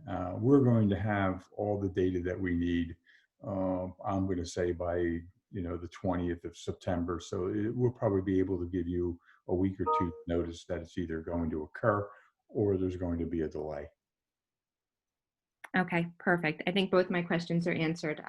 Thank you so much again, and I appreciate all of your hard work. Well, thank you. Thanks, Jen. Thank you. Abby? Hi, can you hear me? Yes. Hi, thanks. Thank you all, and very nice to meet you all today. I have 2 questions, and it's pretty much in line with the other parents who just asked you, just a clarification. So if the schools do open in October in class, do parents have a choice to choose otherwise, or is there such an option? You always have a choice to go remote, but if you're in remote and you want to go hybrid, then it's going to be dependent upon the class size and where the youngster attends school. And there may have to be a small waiting period, as Dr. Ginsburg indicated a question or two ago. Bob, you want to add something to that? No, you got it. Okay, the second question that I have is this is the first time my child is getting into the school, so he's going to be starting kindergarten in Littlebrook. So this is pretty much his first time, and a kid at this age, their attention span is very difficult. So having them sitting in front of a device I know you said 20 minutes at a time. That would be an outside limit for kids at that age. Yes. Right. So I'm trying to imagine how it's going to be once the sessions are in progress. So how to make them, I don't know if we have to force them to be there, or is there a timing that we can download and view it later, things like that, at least during the initial phases. So how is it going to work? I'm just trying to imagine. You want me to? So the supervisors, the content area supervisors have, with some teachers involved, have given us a list of materials and subscriptions that we're obtaining for everybody. So that there are online, programs that we can engage the kids in. So some of that can even be after school hours. During school hours, the teachers are going to try to engage the kids in all sorts of activities that are more hands-on, that are interactive. That's not, the kids are not going to be just focused looking at a screen and trying to learn to read or write or do something like that. They're going to really be integrating lots of different kinds of activities. Kindergarten itself is just, it's not a teacher just standing there up there and talking most of the time anyway. It's getting kids involved in activities, and that's exactly what the teachers will do, albeit across a screen. Okay, thank you. That's all I have. Thank you. Sally?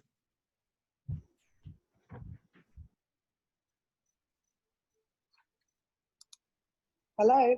Yes. Yes. Yeah, hi. Yeah, I have some questions. I mean, again, I appreciate this session and everything. I have two boys going into 9th and 12th grade. I also was not happy with the spring online, but my bigger concern is with the mental health of my upcoming 9th grader, who is really struggling. And I was in tears last night. I understand all the reasons, I understand all the logic, but it's really tough for these kids. And online doesn't come close to the social environment that these kids need. And on that note, I just wanted to put a plea in. If we can't go to school yet, can we at least do some fitness training outside, some sports, some way to get my kid socializing with some other children? We've only been here a year, so he didn't have time before March to really build long-term friendships. So I could probably count on one hand the number of kids he's seen since March. Okay. Yeah, and I share that concern. That is a concern.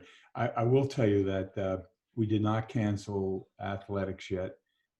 We are employing our coaches. We are also going to have every club and activity that can be handled remotely. We're going to be authorizing that to occur, just for the point that you make. So I don't know, Sally, if your youngster's involved in sports, but if we don't have sports, we're going to. Yeah, I mean, he would play soccer. Yeah, I mean. Okay, if we don't have, if NJSIAA or the conference cancels sports, we will have intramurals so that he can build some relationships with some of the peers that he's going to go to school with. We've talked to our athletic department. Okay. That's plan B. Plan A is, if things work out well, maybe we can participate in fall athletics. I'm thinking that that's probably not going to occur, but the intramural program can occur once we come back into a remote learning environment, and that would be good for kids. Because I was a bit confused. Yes, sorry, I was a bit confused yesterday about why the athletics decision was being pushed to September. Yeah, well, and it's basically because of the NJSIAA. We have two school districts that we compete with who are not having fall athletics, and if excuse me, if the trend continues, I would think by next week you're going to have 4 or 5, and so there would be no one to play from an athletic standpoint. So all we would do is build an intramural program so that we could work on the social, emotional, and some of the trauma-informed pieces that we talked about earlier in the presentation. Sally, Sally, can I make a recommendation also that you get in touch? Starting next Monday, the school counselors will be in, because they typically work on schedules and other things. So they will be coming in starting next week. so I'd suggest you reach out to the principal, one of the assistant principals at the high school, and maybe they can reach out to the counselors and help support your son. Okay, thank you, because it's really tough on them, and I know this is tough on everyone. But you know, I echo one of the earlier comments that the situation with COVID in Princeton isn't going to get much better than it is now, and that's my biggest worry. You know, we've had one positive case in the last 14 days. The hospitals don't have COVID patients, so I just feel it's so unlikely we're going to go back, and that fills me with such enormous dread on the long-term mental health impacts on my child. Everything you just said was confirmed today by the Princeton Health Department, and Dr. George said, you know, if a time was to go back, it was with the plan that you proposed. He said because but unfortunately, there are a couple.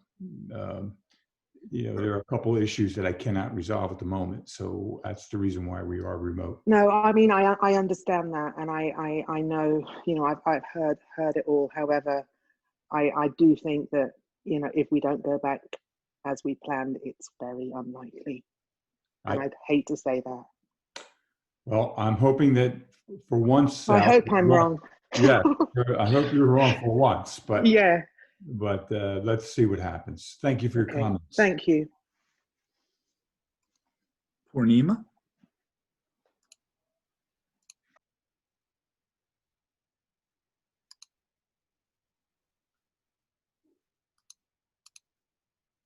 Hello, Purnima?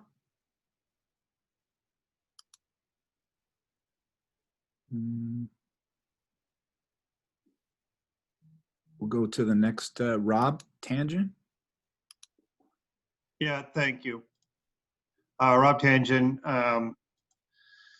So I'm gonna continue beating the dead horse of the last couple callers. Look, I think you're deluding yourself and us, maybe not intentionally, but because we can't accept the fact is nothing. If the teachers truly have chronic medical issues, which I believe they do, that isn't going to change in another month. So you're just kind of delaying the inevitable. And I think that's doing a disservice to the families that need to get on with it and realize that we're not going back. And I think it's taking away from your ability to execute on one idea. You're trying to do a hybrid, spend half your time thinking about how to make hybrid work and another half trying to make your time figure out how remote work. And frankly, I don't feel like it's working. I think your communication to us is being very disjointed. I listened to the board meeting last night, and I knew that there was supposed to be a 19-page plan listed this morning. I was waiting for it so I could come prepared to ask questions about that plan. For it to come out in the middle of this meeting is really, really poor. I went to click on a link from the and I'm venting, I get it, but so I really think you have to step up your communication game. I think you got to get one idea and stick with it and execute that as best as possible. The other thing I'll say that isn't working right, on the board meeting, it took you 20 minutes to get the technology of your board meeting right. And you had trouble starting off this one, getting people in with bandwidth or whatever it is. How are you going to handle 4,000 kids on school issued laptops that are breaking down or not logging in, having bandwidth? Where is the technology plan? I mean, I come from an organization that has a few thousand people and they spend multi-millions of dollars making the technology work. And you guys are going to just throw 4,000 devices at people and hope they all work? I mean, you need a massive technology support structure behind that. You should be focused on that, not putting up plexiglass for nobody's going to ever go to school this year. And so I guess that's my points. I don't know if there's a question in there, but I really feel like I realize you're working hard. I just don't think you're working smart. Well, thank you for your comment. I would just mention to you, unlike a private corporation, the governor put out a 100 and some page reopening plan. The waste of money in plexiglass on buses, the social distancing, all the things that you just mentioned were required for us to reopen. We don't have a choice. We're a governmental agency. If this were a private corporation or a private school, I would be making different decisions, but it's not. There are tenure laws. There are employee right laws. There are governmental stimulus package laws, and employees have a right to exercise them in this. So I'm not making excuses. I'm just trying to explain to you that there's a difference when you have to comply with something that you may not believe in, but you don't have any choice in the compliance because it's a directive, and we're a governmental agency that relies on a significant amount of money from the state government to operate on an annual basis. We don't have a choice in compliance. Compliance is what we have to do. And sometimes that doesn't necessarily meet the concepts and ideas that we have. We're not trying to be disingenuous. We're trying to do what we can. We would have opened with that hybrid plan, and that hybrid plan would have worked. But unfortunately, at the last moment, we were told that we didn't have the faculty and staff to implement that plan. So I understand your frustration. I am just as frustrated as you. And I don't like the fact that I don't have total control over a plan or an implementation strategy, but I do not.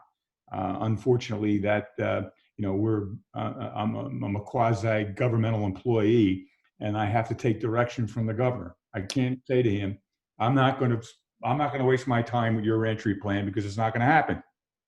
I can't tell him that 2 weeks ago he said there's no remote learning. We're coming back. And then I can't tell you why 1 week later he comes on and says, you can do remote learning. That's an option. And then I can't tell you why today he sent out a memorandum saying, you better have a good reason to go to remote learning. So I'm not making excuses. I'm giving you the reality of how a school system works in the state of New Jersey. I've been doing this in the state of New Jersey for 4 decades. This is how it works. It's sometimes very frustrating for people who run operations. So this is not an argument between you and I. I agree with what you say, but I'm just telling you the realities of what is occurring.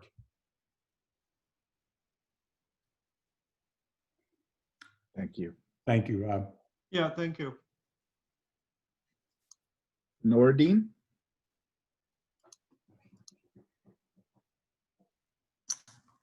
Hi, can you hear me? Yes. Hi, good evening. Thank you for hosting these sessions, by the way. So I echo everything that has been said so far about the information session. I have my daughter here with me, Malak. She's getting to 9th grade next year. So I'm going to ask the first question that honestly came from her. In terms of social distancing and all the guidelines, how will the teachers be enforcing this with the kids? I'm not too worried about the elementary school kids. I think they will probably be guided and will follow the directions. I'm more worried about kids like her age with the need of socializing that they may tend to neglect or forget some of these guidelines. So have the teachers been prepared to enforce, educate, hopefully not enforce too much if there are multiple iterations, I would say, of neglect. But so that's my first question. And the second question, I will let her ask. Okay. You want me to answer the first one, or do you want her to ask her question first? Go ahead with the first question, Daniel. Thank you. Okay. So basically the social distancing piece, one of the reasons for the hybrid and the fact that we can only bring in youngsters on a hybrid model, I referred to the governor's reopening plan. We have to have 64 square feet. We have to be able to social distance on passing time. We have to be able to have hand washing stations, et cetera, isolation rooms. So my point is that yes, our faculty and staff understand the guidelines, and that's why we're bringing in a percentage of kids on a hybrid model. In fact, if the governor said tomorrow, everybody needs to go back to school, I'm ordering every kid to go back to school, but my reentry plan stays in place, I would violate every one of his 110 pages, because there is no room in any of our schools for me to do any social or physical distancing, or any isolation rooms, or any of the hundreds of things that he required for us to open. So we know what to do, and that's why we're limiting the number of kids in our buildings. We can only really, in our school, 10, 11, 12 kids max in our classrooms, because of the physical distancing rules that we have to work under. So I want your daughter to ask the next question, though, because I'm hoping that I answered yours, sir. Yes, you did. Thank you. Hi. So I'm gonna go into high school first year freshman. So I was just curious about the remote learning. Will the remote learning schedule be the same as what it used to, or would that be a teacher's decision?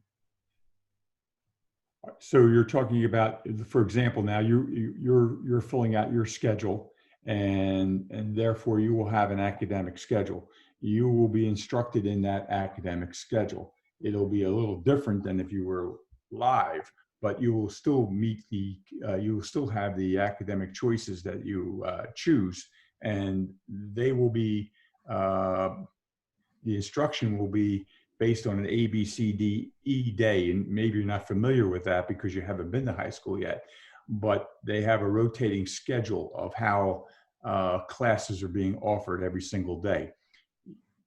That's why it's important to have you. And let me ask you a question. How important it is to you that we can arrange to have all the ninth graders meet social distance on the football field or one of the athletic fields, or half of you at a time, to meet all of your teachers and then walk around the school and just get a feel for that? How important is that for you? I think that's actually really useful.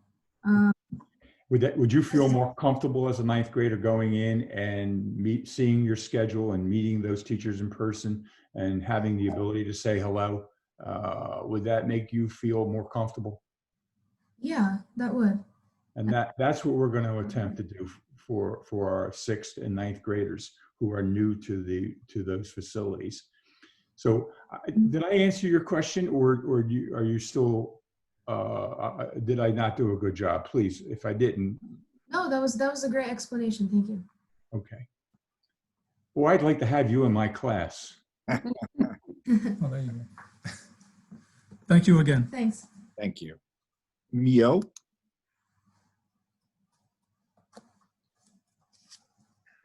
Hi, thank you for holding this meeting. So do you hear me? We do, we do. Okay, great.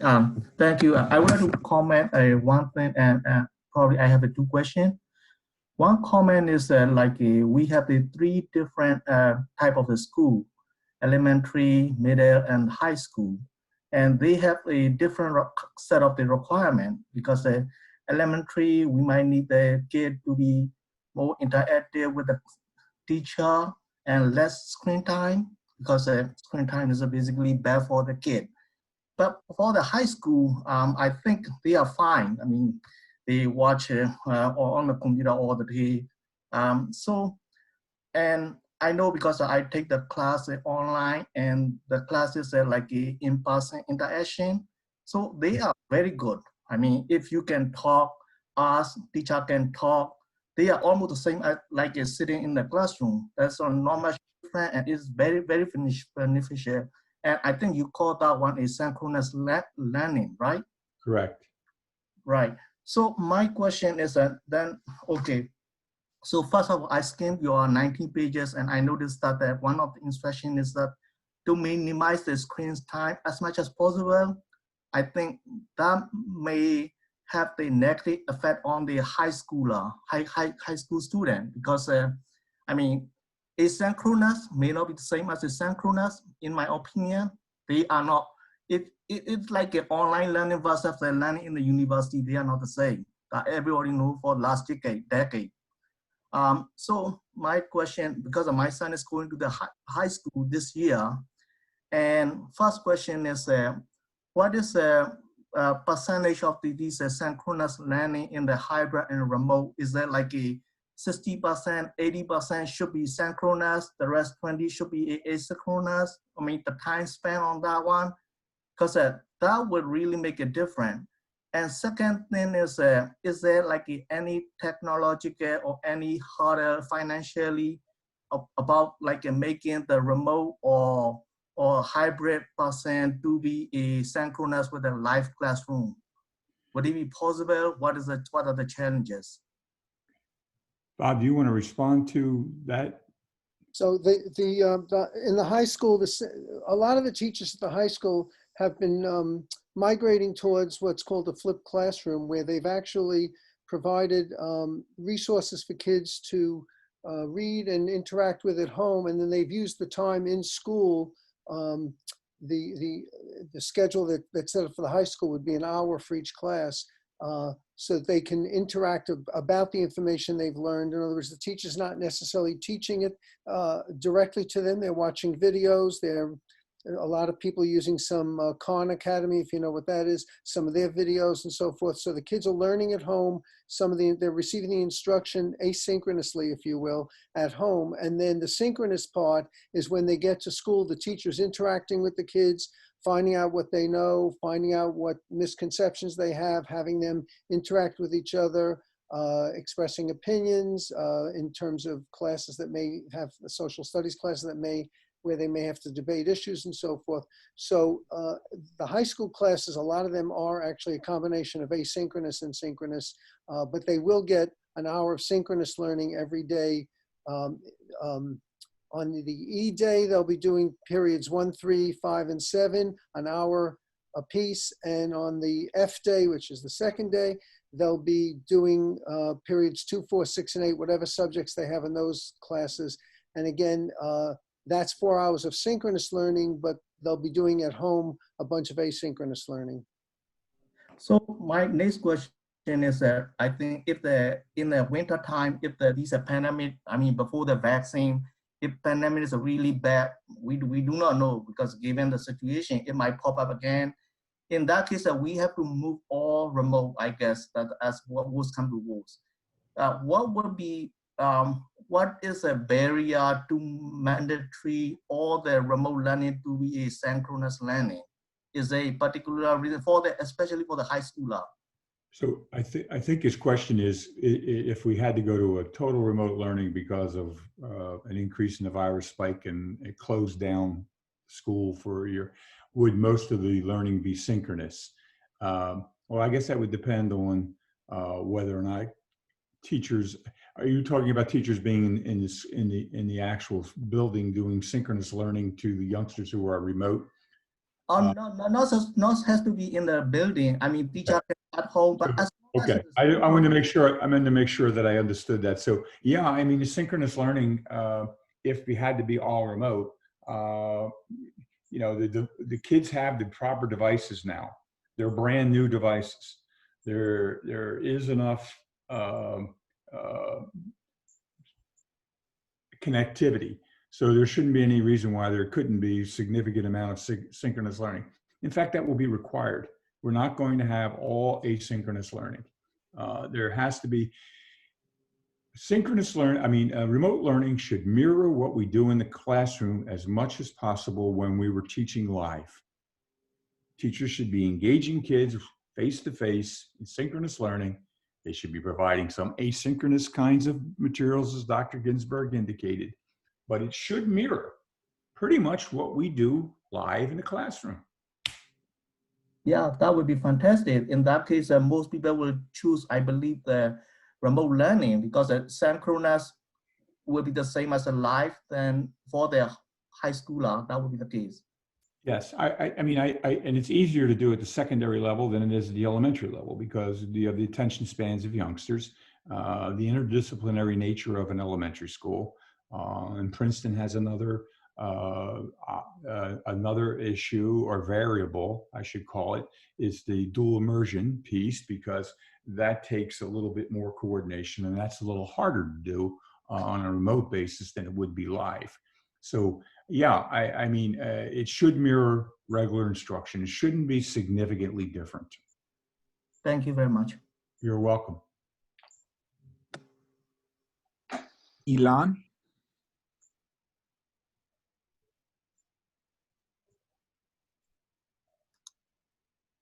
Hi, can you hear me? Yeah, we can. Thank you.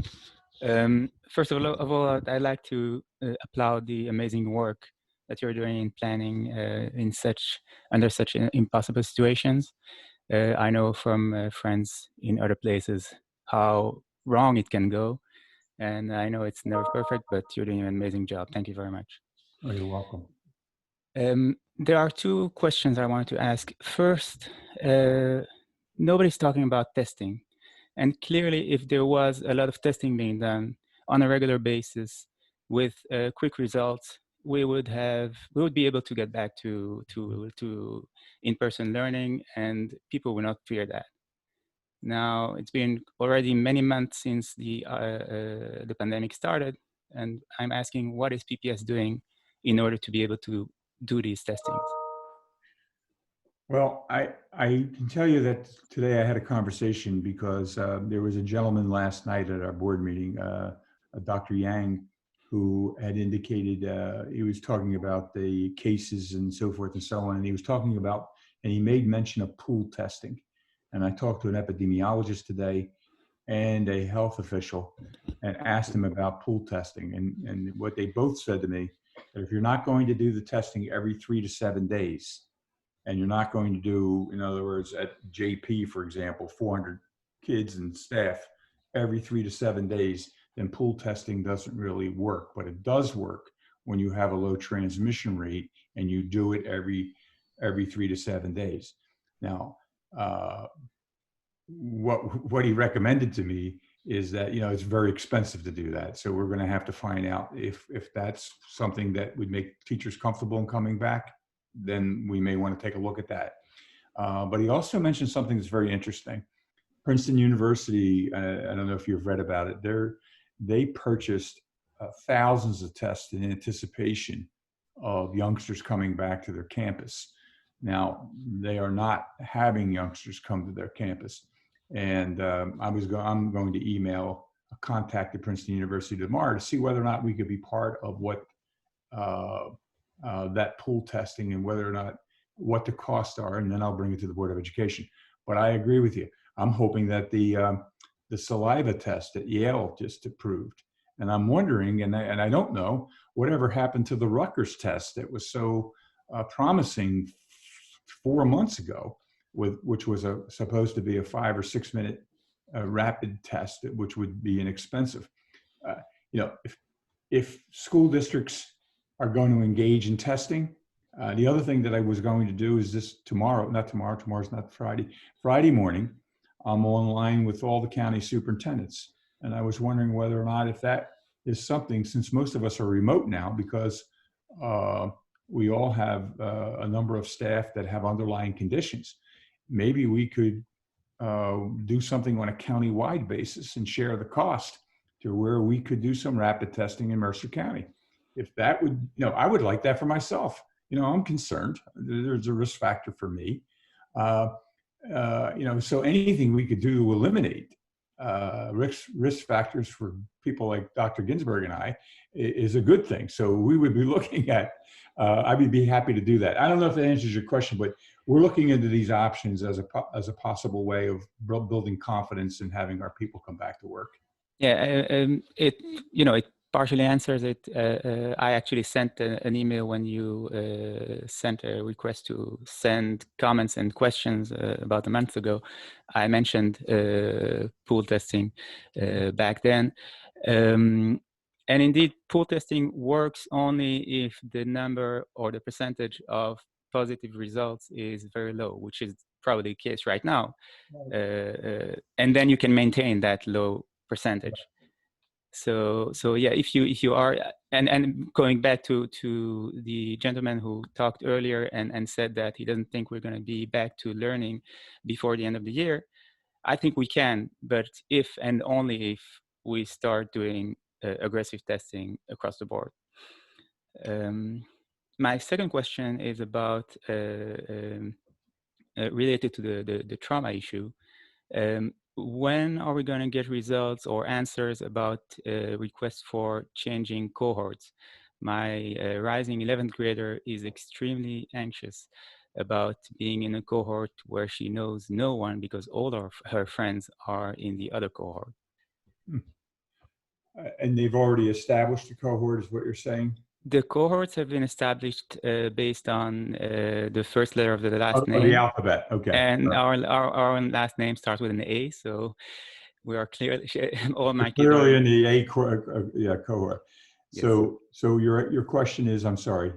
So I filled the form to requesting to change cohorts for my oldest daughter, and I didn't hear anything back. And it's very, very, very important for her. Well, I'll have the principal contact you. I took down the name. Okay, great. Thank you very much. I appreciate it. You're welcome. Thanks. Kalatnikov?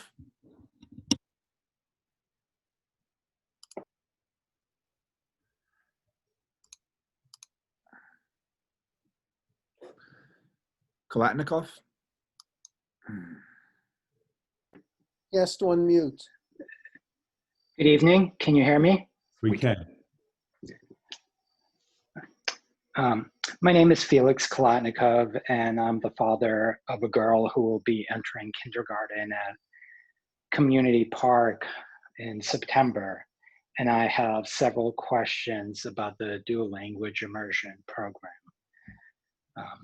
My understanding at this time is that the school is planning to continue the dual language immersion program for kindergartners as it was previously set out, and there aren't going to be any changes in that. And that's my first question. Can you confirm if that understanding is correct? Their work, the dual languages presents lots of extra challenges because there are partner teachers and so forth. They're working, the plans that work for the other 3 elementary schools require lots of adjusting for Community Park School. And I know all 4 principals have been meeting, as I said earlier, I think. They've met every day this week, and they met at the end of last week too, to work out schedules together. So I would love to be able to tell you, give you a firm commitment, yes, that it's going to be what you were promised probably when you decided to send your daughter to the program.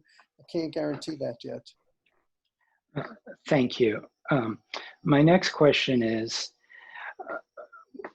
by means of context, we were hoping that she would be able to do the dual language program, at least partially in person, but with a new reopening plan that seems to be off the table at least until October. So as we think through whether we want to continue with the dual language immersion program or not, would we have the option of taking her to a different school and just going into the English program there instead of Community Park? And a follow-on question to that, if there is an option, what would the mechanics be, and are there any deadlines involved for making that decision? It's a good question. I don't think that we've actually thought about that at all, to be frank with you. So I will tomorrow get in touch with Priscilla Russell, who's our world language supervisor, Deneen Guchaz, who's the principal of Community Park School, and we can talk about the progress they've made in terms of looking at what the program will look like, and as well what kinds of processes we go through if you decide that you would like to opt out of the program. So I don't have those answers for you. That's a fair response. Thank you. Do you have a sense of when we can expect an update on that? So why don't I, rather than promise you this week, how about I promise you the beginning of next week? Thank you very much. I appreciate that this is a difficult time for everybody, parents, teachers, administrators, board, and I just want to thank you, everyone, for your good efforts to try to make this upcoming year as safe and workable for all of us as possible. So thank you. Mr. Kolotnikoff, is your address in the community park area? Yes, it is. Okay, thank you. Stephanie Peloso.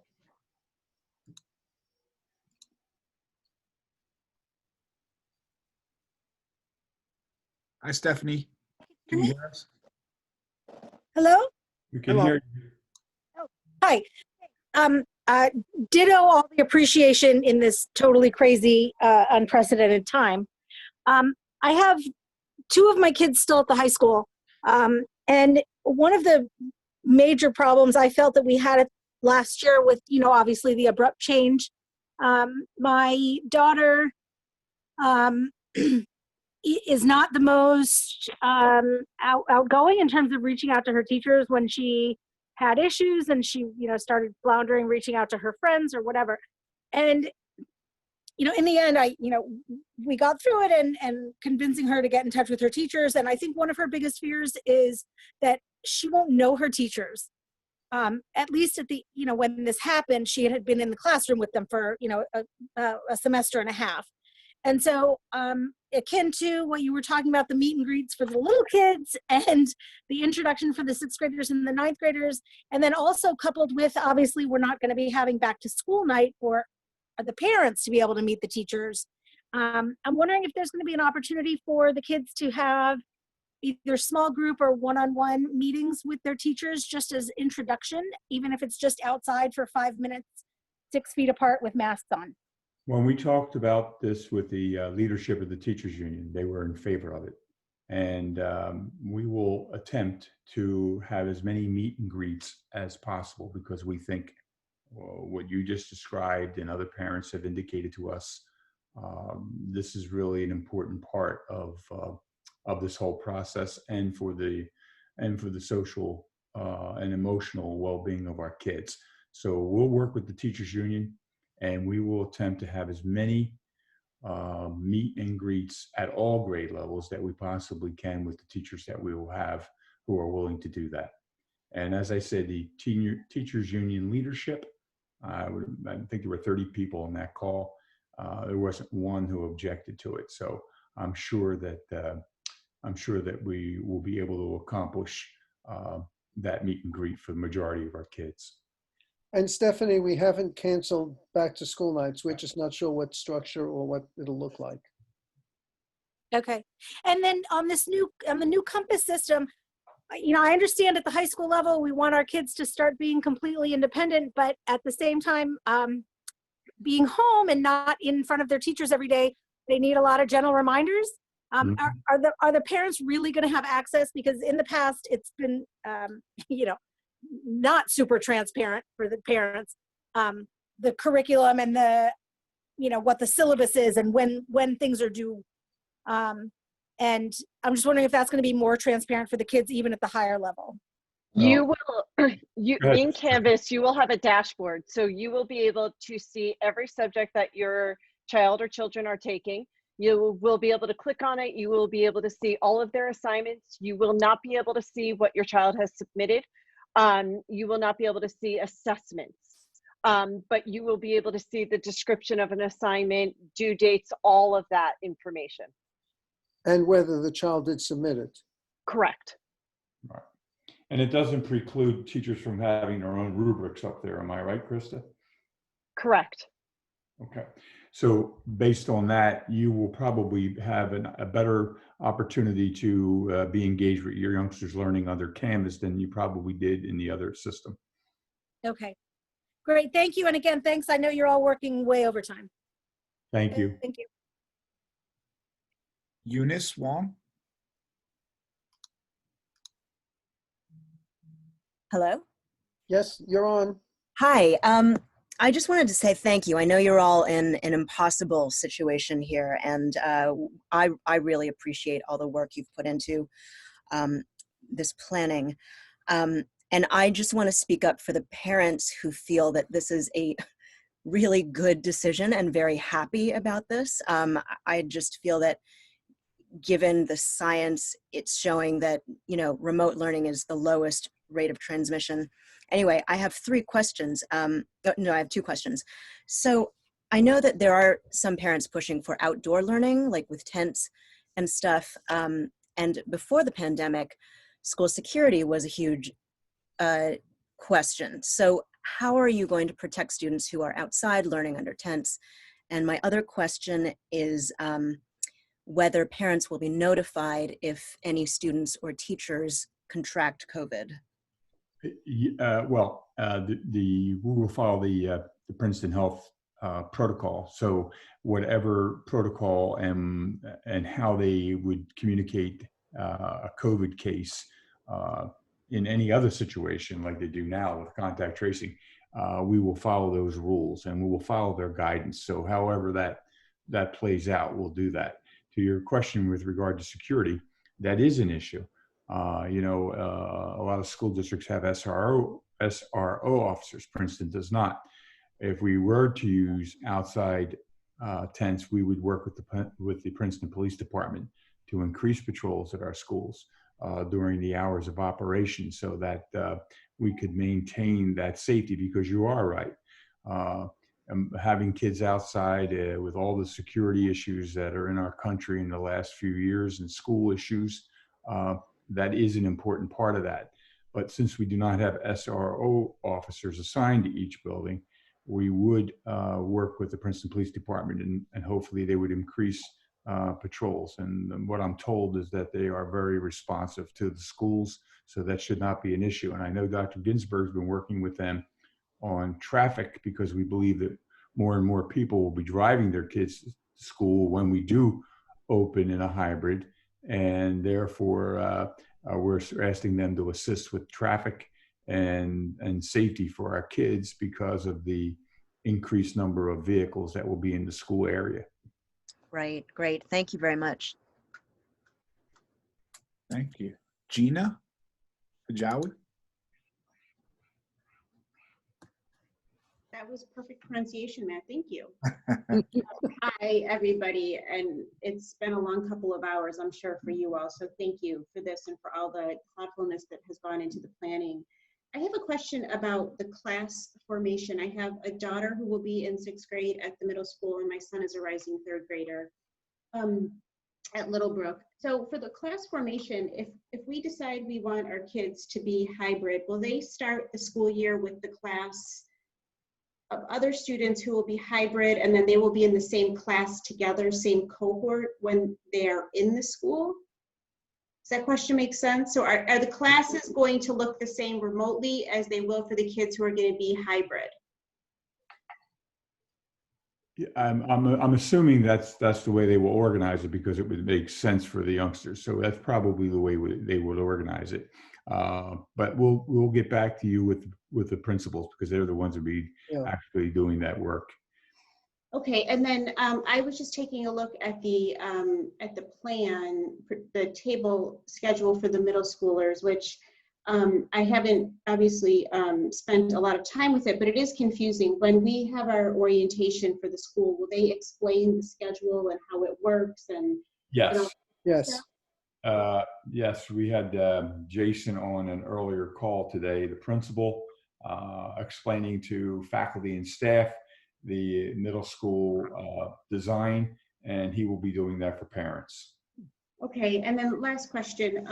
The kids who are all remote, they will be in for a full school day from 9 to 3 or 8:30 to 3, whatever the appropriate schedule is. Is that correct? They won't end at 1.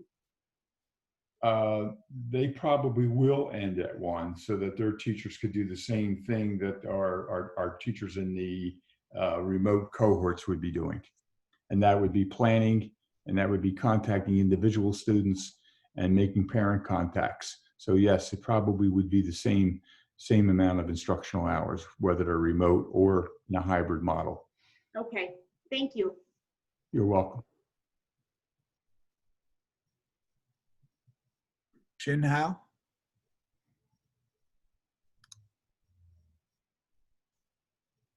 Hello, can you guys hear me? We Yes, can. we can. Great.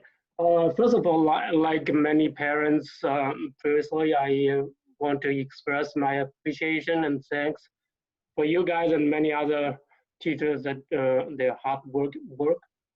And likewise, I really understand this is really a health and safety of the each of the teachers at the risk. And I understand also it is a very difficult decision. And I'm sure that one way or the other that you guys are making the decision will not get the full support. So I'm not going to talk about the merits or demerits of the decision. I am, though, very interested in the process that this decision is being made, or the mechanism of those decisions. I believe that if the parents, once we understand that this process, and probably you guys will invite more support or understanding or confidence. So the question will be the, who is making those decisions and how that decision is being made by world or who is, get the final say. Okay, and then the, not just decisions, but also the changes of the decisions. Right. To be honest, I'm quite surprised about like this, sudden changes of the decision. Maybe you guys can let me know whether I'm like fantasizing myself that the power of that decision is coming from the parents or from the people that making taxes, paying the taxes, and maybe I'm just living in my dream that the people, Maybe, I hope that you guys understand what I'm saying. yes, maybe if I explain the process and how the decisions were made. We've been working since I came on board on July 1 with various plans. We've reached out 10 days into me being on board with faculty and parents groups and so forth and so on. We've answered almost 500 emails. So we've taken all the data that we received from parents. We've taken all the best practices that we could find from around the country. We've taken the guidance from the governor's office on the reopening plan. And then we designed what we believe to be a reopening plan that was based on science. It had the approval of our health officials. It had the sanction of our Board of Education to have a hybrid plan that was going to be rolled out in 4 phases. But as we got closer to the implementation, we then had faculty and staff who submitted, as of today, 100 accommodations. And then we realized that we could not possibly find replacements and or guarantee the health and safety of our students by offering a hybrid and a remote program. So we decided that we would go remote based on the health and safety issues. And that is not being able to staff our schools properly, which is our primary responsibility. As important as the health is, the safety is also important.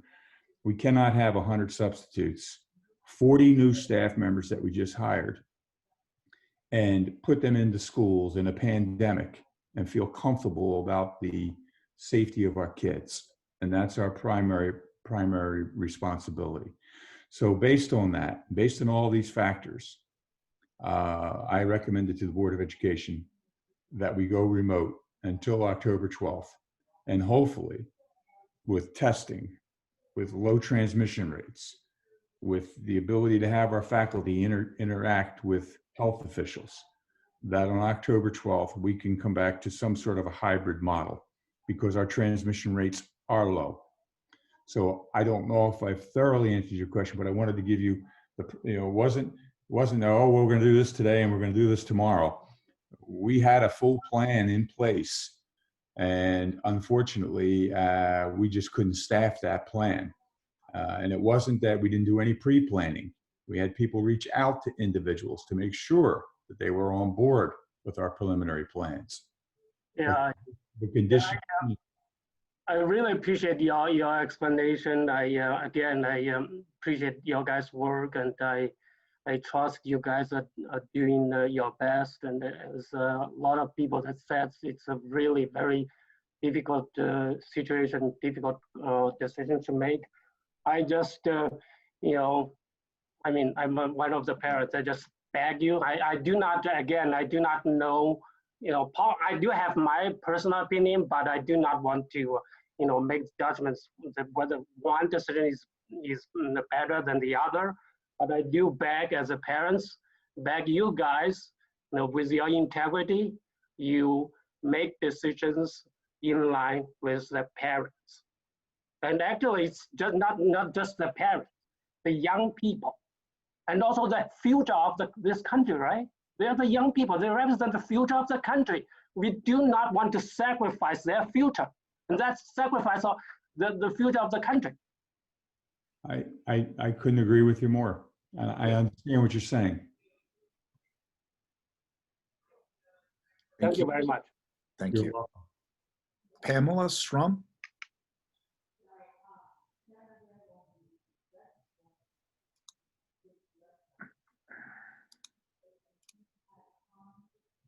Hi, Pamela.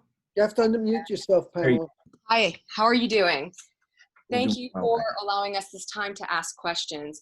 I have two questions for you. I have two middle school children, and when it's time to go to the hybrid model, how is it going to work at the end of the day, that 1:30 to 3 o'clock time, when our remote students will have access to their teachers? Are you going to have a structure set in place for teachers across the board where if our students who have been remote wish to ask questions to multiple teachers or need further instruction clarification, that they would be able to access their teachers during that time?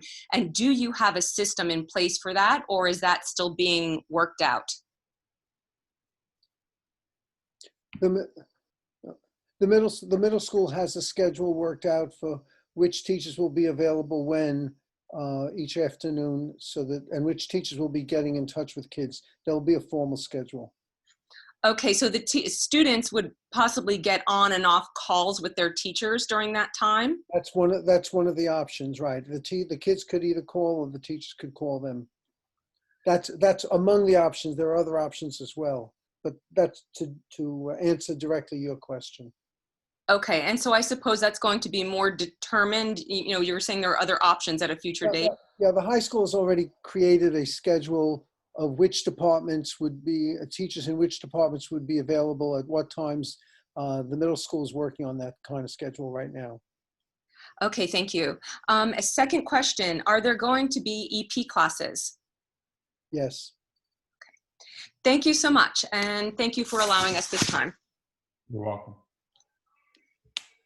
Quan Zhang.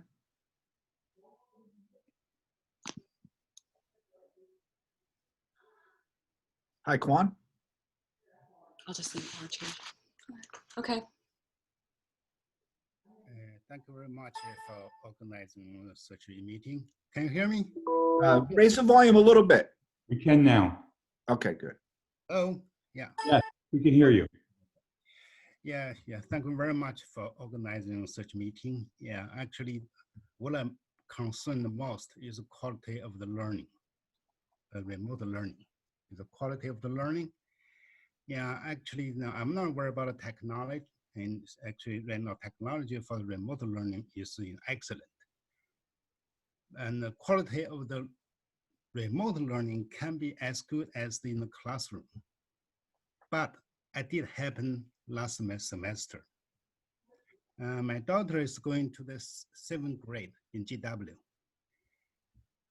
Actually, I was very disappointed, for the remote teaching last semester. Every day they only have 1 or 2 half-hour section real lecture. Then in the rest of the day, the student just work on the assignments. And the student ask teacher question that they will get answer maybe 1 or 2 days later. So I'm not sure, how it's going to happen this semester. Will be the same as the, spring semester, that would be the problem. That would not be what would be acceptable, Mr. Kang. As I had indicated to an earlier questioner, the instruction shouldn't be much different than having live instruction. The opportunity to get back to your daughter or son with an answer to a question shouldn't be 2 or 3 days later. That's not acceptable. That wouldn't be acceptable in a live classroom. It shouldn't be acceptable in a remote classroom. And it won't be acceptable.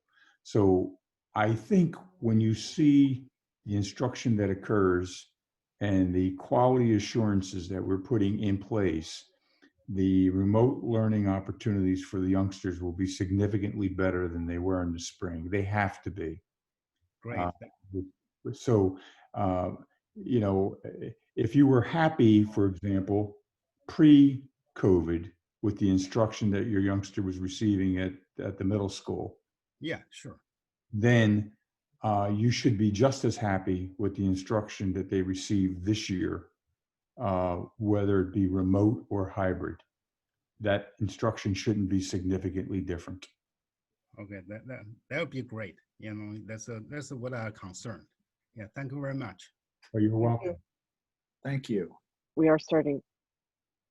Sorry? What was that? Nicole? Hi, can you hear me? We can. Yes, we can. Thank you. I just want to add my words of thanks to all of you. I know that you're operating under a very particular set of constraints. And I know that I, for one, and I know that most of us on this call very much appreciate all the hard work and all the hours you've put in. I have one question and then a couple of just points of suggestion, actually. The question is with regard to the distinction between synchronous and asynchronous learning. I know what the dictionary definitions of those words are, but they seem to be used as a term of art in the plan. And I just want to make sure that I'm understanding in the context of a hybrid model what asynchronous learning would look like. So if synchronous learning means that the kids are in real time listening to a to a Zoom call and hearing the teachers teach and are able to respond in real time, then what is asynchronous learning for the cohort that is not in school during that time looking like? You want to continue with that? I'm sorry, I was checking a message that I was getting to let me know that the Chromebooks were delivered to 2 of the schools, and I didn't hear the question. I apologize. Mazel tov. Nicole asked. Go ahead. I'm sorry, Nicole. Yeah, I was looking for a point of clarification as to what asynchronous learning will look like for the cohort that is not in school during a hybrid model. So will those kids who are, let's say in cohort B, who are off week and at home, will they be listening in to the live lecture on Zoom of the teacher in the classroom? That could be one of the options.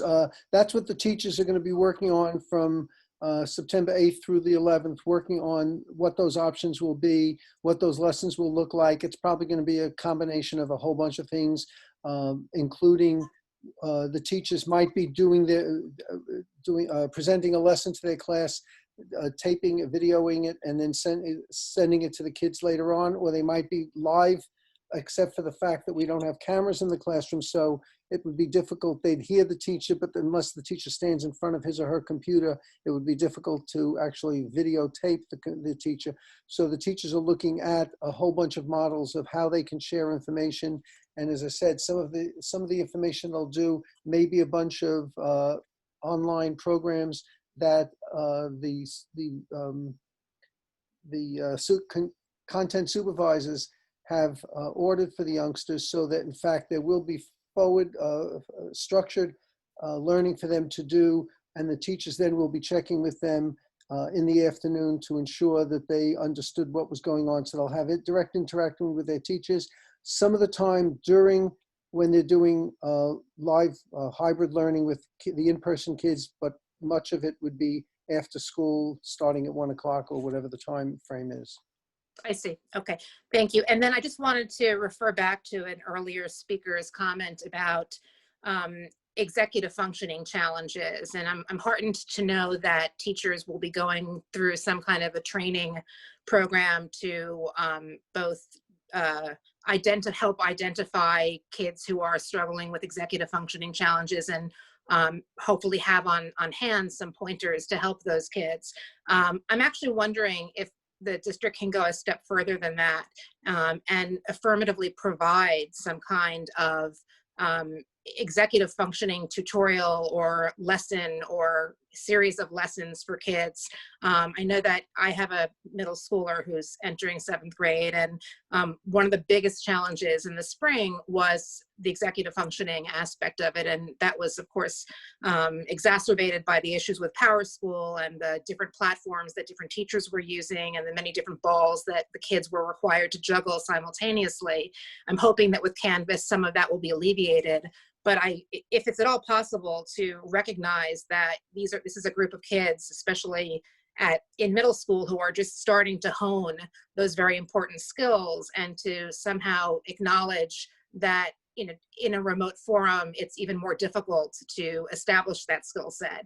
If there was a way to provide some kind of reinforcement, I'm sure that would be much appreciated by a lot of parents.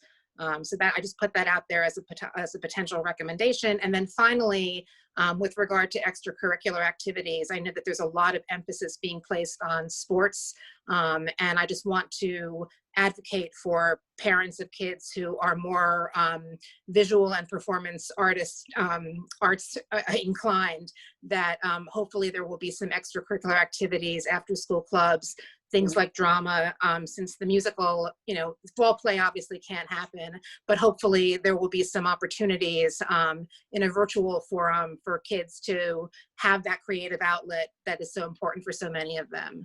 Yeah, I'm hoping maybe you didn't hear what I had to say, but all of the clubs and activities that can be operated remotely will operate. Also, from an athletic standpoint, if we don't participate in a fall athletic schedule, then we're going to provide kids with a hybrid cohort intramural program for students, so that they do get that opportunity, Nicole, as you're indicating. Okay, thank you. Non-family?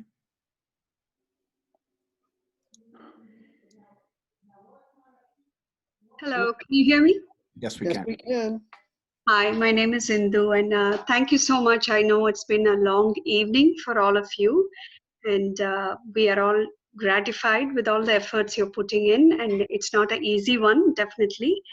So I will start with my question on, is there going to be any parent group that the community would have, where parents could help the Board of Education and the schools in any way we can?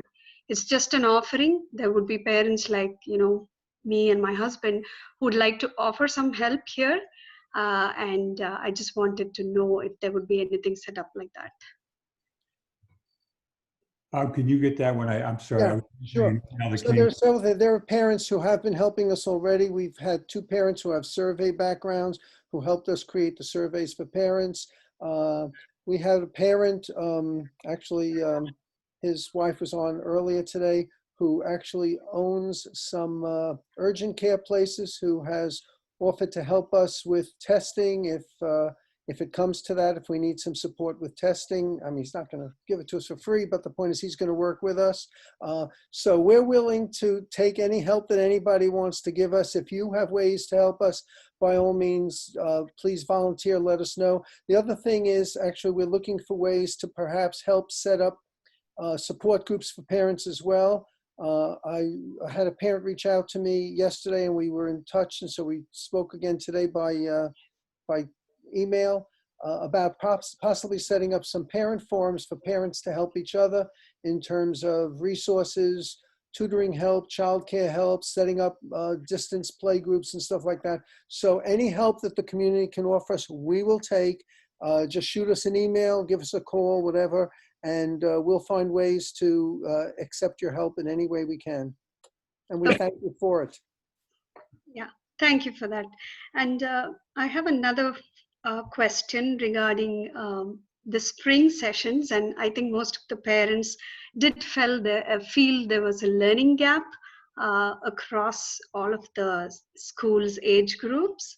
And I just wanted to know, while the assurance is that remote learning or hybrid model come fall would be equivalent to a live session, would there be assurance that all of the curriculum that is set up for the academic year will be covered?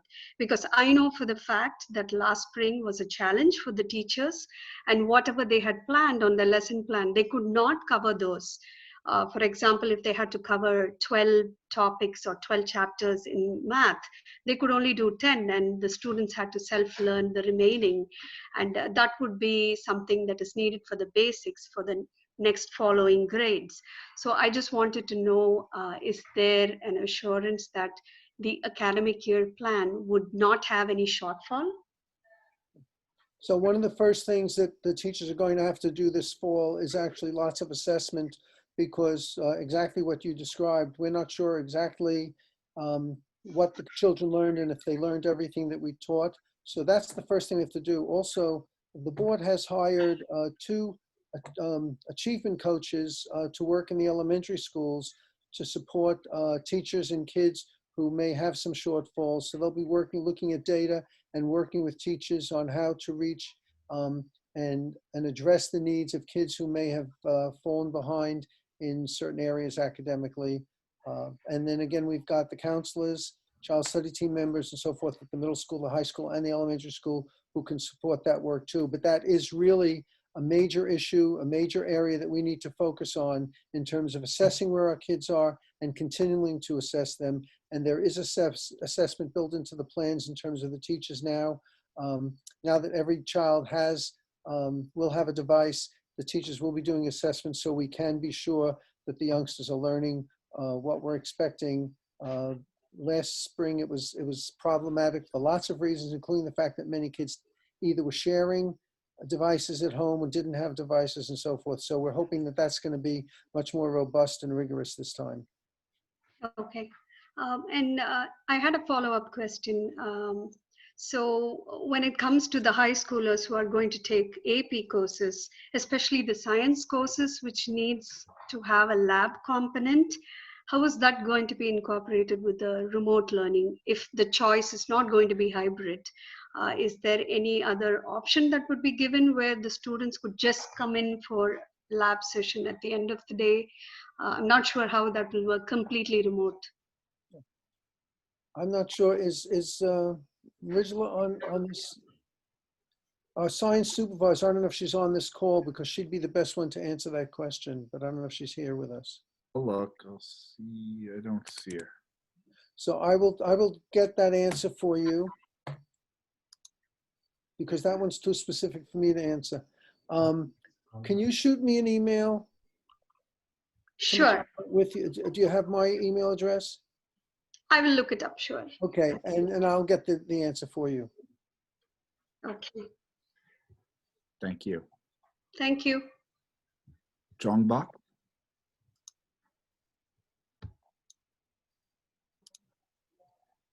Can you hear me? Yes, we can. Thank you for giving me a chance for a question. I have two questions. So first one is, could you describe how ESL class and AIS class look like? At what grade level? For third grader and fifth grader. Oh, well, I know who you are. How are you? Yeah. So in the remote plan for the elementary schools, there is a 30-minute period per day which we call Focus. And that's an opportunity for us to focus on special needs that children may have. In the case of your children, their English as a second language class will be just as they had during the past year. They'll have at least 30 minutes a day with their English as a second language teacher to work on their English skills. So they have to change the classroom in the remote learning? So Or... when we do Focus in the elementary school, that's with each grade level has one 30-minute period where they do that. So the children who need ESL would go out. Some children who need what the other question you asked for, AIS, Accelerated Intervention Services, they would work with that teacher. Children who needed, who are not necessarily special education children who need speech or language help in terms of articulation and so forth, they would go out for help at that point. So often at that point is when we would take some children out for instrumental music instruction. So there's a whole bunch of things that when children have special needs, we sort of set aside 30 minutes and the children go to where they have to go. The children who are left in the regular classroom, the teacher would do additional work with them, but not anything that's new curriculum. They might work on a child's writing piece and counsel with the, confer with the child in terms of a specific writing piece, or they might work with a small group of children on a reading group, on a novel they're reading, but they wouldn't introduce any more new instruction while all the children are out at either ESL, AIS, instrumental music, or whatever. I have one thing confused. So if I imagine the Monday, group one go to school in hybrid model. Group one go to school and start class at 8:30, and then they will finish the class at 1 o'clock, and then they will go back home. And group B just stay at home and they don't have anything to do. No, they'll be working at part of the time. They will be able to sign in, log in with the regular class, with their regular class, and do some of the activities together. They'll also have some other activities that they'll do online on their own while the teacher is teaching the other children in person. And then from 1:30 till 3 o'clock, when the other children have gone home, the teacher will be focusing with them on direct learning, although it'll be remotely. Oh, thank you for your answer. You're welcome. Roy 1 Sydney.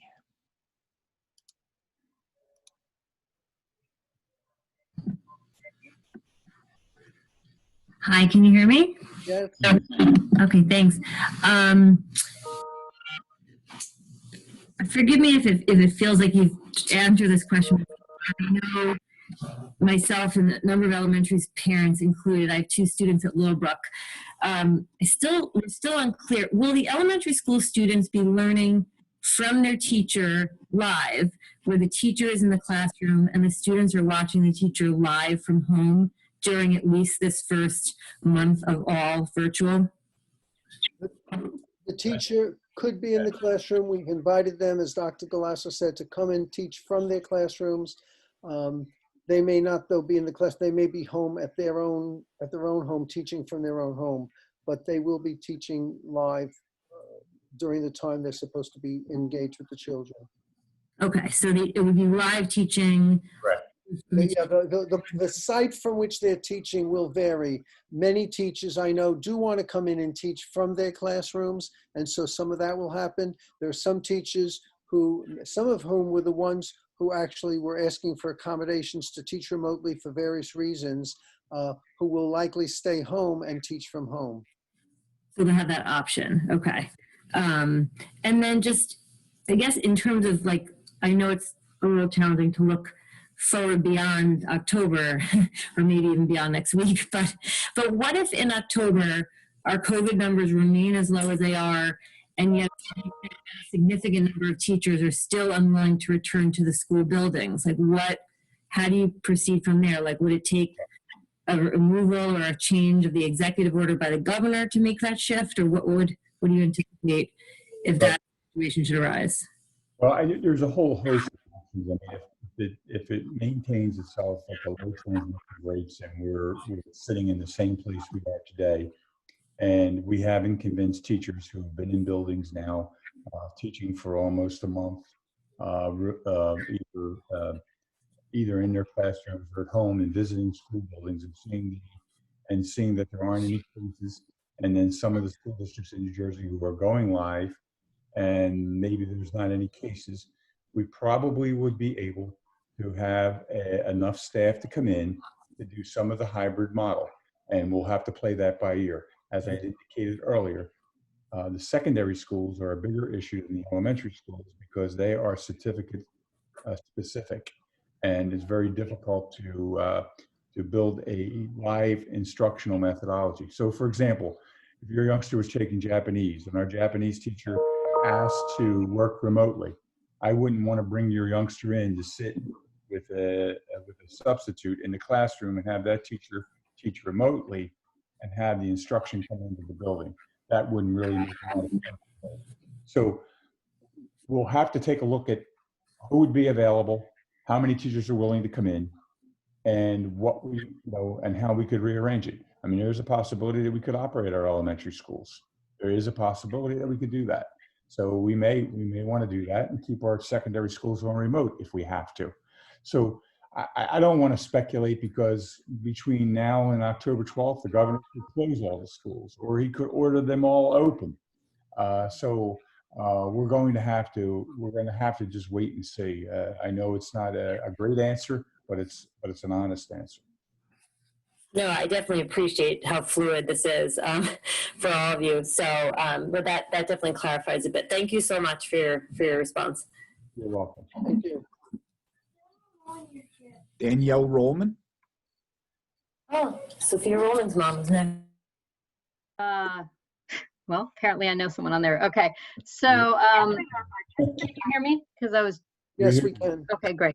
So first, thank you. Second, not a surprise because I sent my questions thinking I was going to need to leave. Second, you talked earlier about teachers and counselors contacting parents if the students weren't working. Right. I think the teachers and counselors also, need to contact the students. So it's not just the burden on the parents to have an argument with the kid. It's also the teacher setting expectations, because sometimes that works better. Well, actually, if I can say so, you're actually right. And if you look at the plan, the expectation is that particularly at the secondary level, that the teachers and the counselor will deal initially with the child and give them, because we expect that they can take some more responsibility. And then if that doesn't work, then they would follow through with the parents. So that's actually in the plan.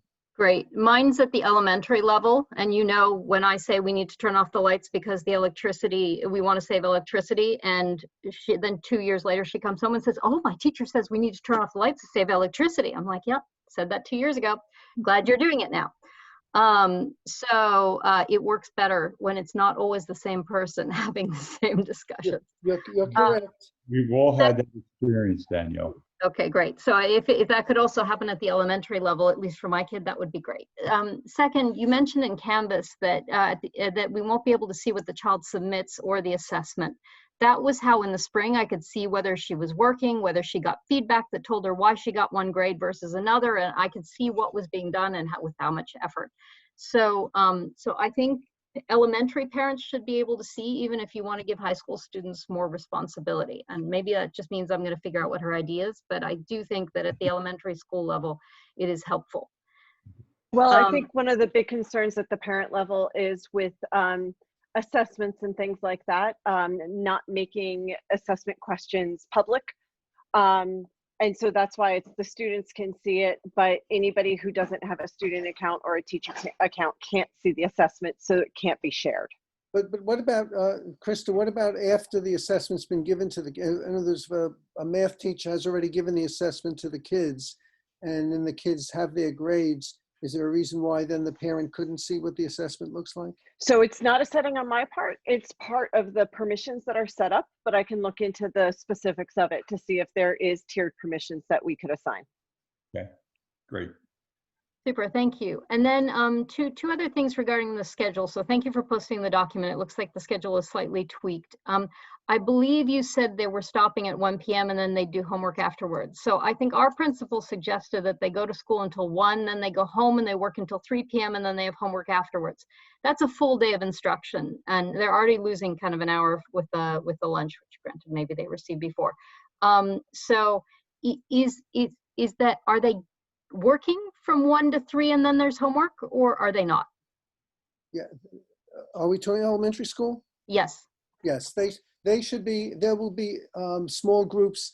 The teacher working with kids from 1:30 to 3. You're talking about the hybrid model or the remote model? I'm sorry. Really hybrid, but I'm just happy to go with yes. And then Yes, in the interest of the time. idea is that the children, and if you look in the plan, the expectation is that youngsters are going to be, I think K-2 are going to be basically having 5 hours and 15 minutes, if I recall, of standards-based instruction. That does not mean that the teacher is going to be teaching every single child for 5 hours and 15 minutes. It's going to mean that they're engaging every child from K-2 in instruction that's based on state standards for that amount of time. And for grades 3 through 5, it's 5.5 hours. So it is a full day from 8:30 to about 3. I think we're leaving a break in there for kids' lunch, and for them to just, well, teachers need lunch too, and to get off the screen for a while. And then there could be homework, obviously for the little kids, much less, but there would be homework after that as well. Great, thank you. And then the last bit of this is, the schedule for elementary suggests the kids are going to do work until noon, then they have lunch, then they have homework instruction. Given that they, put their hands in their mouths for lunch, have you considered reversing the review and lunch and just letting them go home at 12:30, and you'd still get your 4 hours in? So are you talking about the hybrid one again? Yes. We removed lunch. We actually just made it a quick snack because some children, just so you understand the rationale, at one point we were the only district in Mercer County that was actually going to let the kids have lunch. And so we reconsidered, but our concern was there are some kids who get on the bus at 7:30 in the morning if they're coming to school, which means they probably finished eating at best maybe 7:20. It's unlikely that we could ask little kids to go from 7:20 in the morning until their bus would get home at say 1:30, or go for 6 hours without eating. So we did put a brief snack in there, and we're hoping it's just a snack, not a whole lunch, because obviously the kids have to take off their masks to eat. Our initial plan would be, at least for September and October, that the kids would eat outside. Would snack outside rather than inside. If they have to go inside because of inclement weather, they would be eating with desks set up all facing the same way. They wouldn't sit at like picnic tables facing each other, because again, that's not as safe as having them not breathing on each other while they're eating. So there are a whole bunch of protocols in place which are not specifically in the plan, but the idea is to give them a 30-minute break sometime around what might be lunchtime, because they do need a chance also to run around a little bit. So that 30-minute break is lunch and recess sort of combined. Okay, so I'm not sure I fully understood, but in the interest of time, I'll just kind of find out offline, but it does say lunch and recess. So they are eating from 12 to 12:30. Well, that's a sample plan, but both of those are combined. So most of it, if I know kids the way I think I know kids, for 20 or 25 minutes at a time, they'll be running around and maybe they'll throw something in their mouth for 5 minutes, which is sort of our hope, actually, just so they'll have the nourishment they need. Then they'll go home and actually have their lunch at home. Okay, I'll pass. Thanks. Okay. Email me if necessary. I will, thanks. Danny Freund. Hi, thanks for taking my call. First, thanks for all of your hard work. I know it's not easy, and I really, really appreciate it. I wanted to say two things. One was that I think last night you heard from so many people who were disappointed at the plan. There are also a lot of people who felt quite a bit of relief from the plan. So I just want you to know that there's a lot of people like that also. The one suggestion that I wanted to make is, if there is a way to include an open Zoom session, let's say maybe during a lunch period, so that anyone in the grade who might be available and want to participate can interact with other people in their grade. I know there are some virtual camps that have done that, and it has worked with great success. And it's a way for kids to interact with each other in an unstructured time. So if there's a way that you can, consider that, it will be greatly appreciated. Thank you. Alyssa O'Neill. Hi, Alyssa O'Neill. I have a rising 4th and 6th grader. And again, I just wanted to applaud your efforts because you can't please everyone. Everyone wants something else, and it's certainly a trying time. I had a question regarding the plan I read briefly. In terms of the 6th grade plan, for all remote, do they end at 1, and are they going to their, it seems like 4 hours of learning in terms of their subjects? Do they have the same subject every day, and is that lectured like the high school is? I know it's like the same question over and over again, but I'm trying to understand it. So the middle school is, you said 6th grade? Yes. So the middle school is going to be similar to the high school in that they're going to have approximately, although I got an email from the assistant principal saying they're adjusting the bell schedule a little bit, which shows you how everything's in flux. But the program, the schedule that we put into the plan that they submitted has 4 blocks. It's sort of like a 2-day cycle. So they have four learning blocks, block 1, 2, 3, and 4 one day, and then 5, 6, 7, 8 the next day. And each of those are about an hour block. There's also some homeroom time. There's some win time, which is some independent time for the kids. And the kids would get home then, or would stop working at about 1:30. And then from then on, the kids would be having some interaction with their teachers, and they even included a 3 to 4 hour block in their program for extracurricular activities and so forth. I don't know if that answered your question or not. They will, from when they go home at 1:30, they would, if they're hybrid, they would still be having interaction with teachers afterwards, to the extent it would be more individualized though.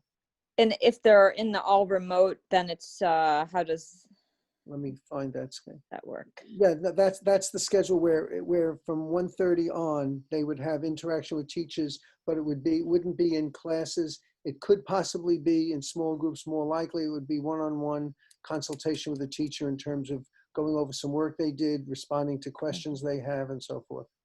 Okay, I guess if they were completely all remote all the time, they would still interact from 1 to 3. Who's the they that you're talking about? Oh, the student. If they're in the all remote plan, do the children still every day interact 1 to 3, or Interact with each other or with the teacher? with the teacher? Not every child will interact every afternoon with the teacher. Okay. As I said, it'll be individuals Yeah, or small schedule. groups. Okay, my other question would be, there's the new DLI coming into 6th grade. Is that still going to happen because of the less time given toward each subject, or is that on the table or off the table? That's a good question. I don't have details on that. I would get in touch with with Jason Burr, who's the principal over at the middle school, and touch base with him on that. Okay, I guess one other question, because every student's different. Let's just say, math. Could a student perhaps opt out of like a certain subject and just learn that on their own during the year, if it's easier for them to do rather than all the subjects? So we had last spring, one of the downsides of last spring, because we went out so quickly, was a lot of parents and a lot of parents, teachers, and kids were overwhelmed. A lot of parents made the judgment on their own that it was most important for their children to be in reading, writing, and math class, and they sort of let a lot of the other classes, whether it was specials, music, art, or whether it was even social studies and science or world language, they let it slide. Our intent is that the kids will be having a full day of instruction, standards-based, based on the curriculum that the Board of Ed has approved, and that the kids are responsible for everything that's going on.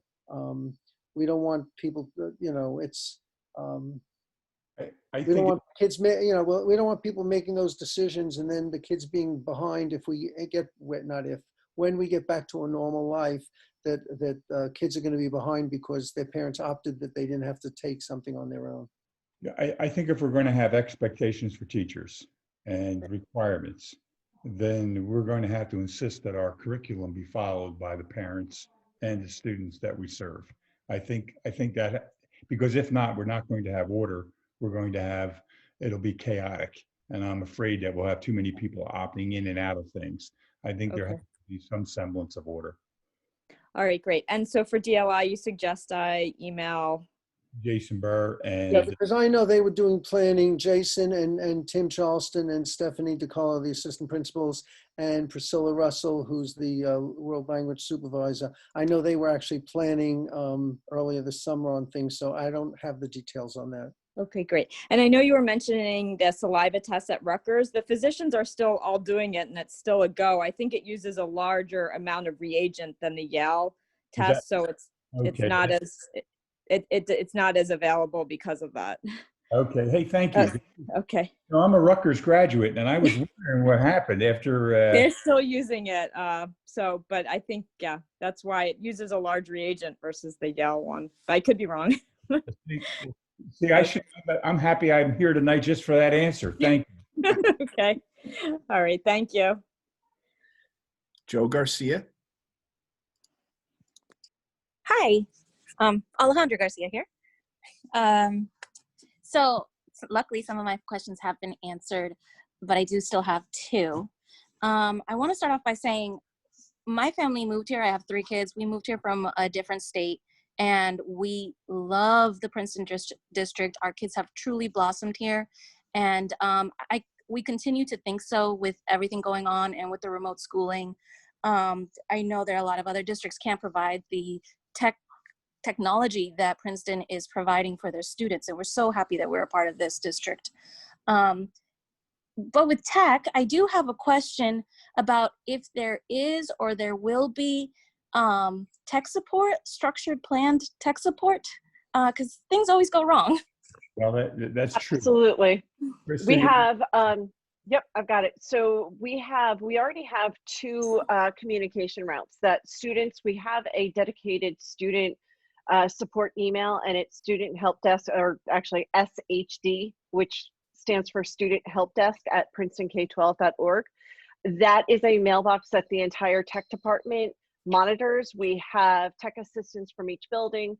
During remote in the spring, my tech assistants were reaching out, calling families, getting on Zoom calls, doing the live support. We also have Parent Help Desk, which is PHD at PrincetonK12.org. And we're going to be expanding that as well, so that there is going to be that support. Because we're all over the place, there isn't a dedicated phone number, but we are all manning those email tickets so that we can be responding as quickly as possible. I also want to add that the Board of Ed hired a Spanish-speaking tech assistant so that we can be sure to help out any of the Spanish-speaking parents who don't speak English. That's really excellent to hear. And Dr. Ginsburg, Jojo says hi, by the way. I was going to say hi to him too. My second question is, so 2 of my children have support for one in elementary and one in middle. And for example, my younger one, who's a rising 3rd grader, she has in her IEP that she would have an aide helping her read through, for example, math and science, because her reading is behind. When we went virtual last school year, I was the one reading to her. But because of that, she was essentially doing a lot of her schooling in the evening when I got off of work. I'm guessing I can't imagine how it would be feasible to have an aide in a virtual environment for the hybrid days or for when it's fully virtual. But is there any maybe technology such as a reader or programs that you can click a button and it'll read it to you? Is there anything like that for kids that usually have an aide to support them in the classroom? Well, first to answer the question on the aid, and then I'll let Christy answer the question on technology.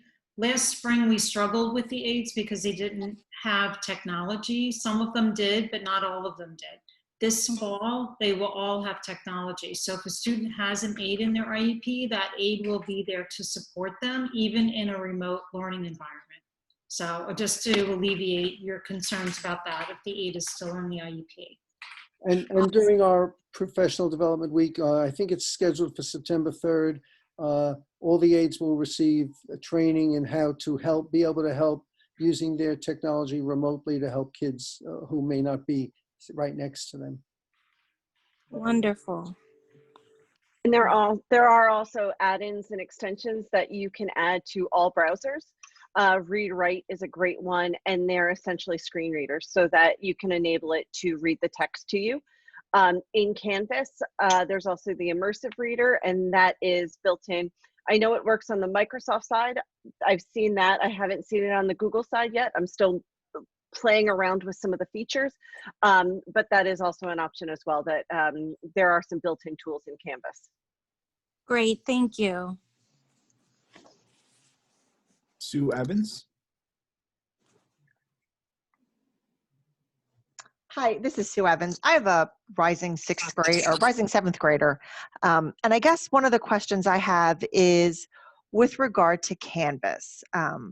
And I appreciate that the parents are going to have some models available to them come Friday that we can watch. But if everything for the students is going to be done on Canvas, how are these kids going to know how to use it from the get-go? One of the things that I'm working on, because we are still working on getting the student account set up, and one of the things that I'm also working on is having an introductory course that would essentially be this is your global navigation, this is how you're going to get back to your dashboard, this is where you're going to see your classes, this is how to submit assignments, and basically giving them that overview. It's going to be a virtual tour, but it will appear as a course when they log into Canvas. And Canvas will be part of PPS Link, which is that dashboard that provides them the login for all of the district programs. So we're going to work with staff members, and we'll also push out a blast to families to let them know when this is all available.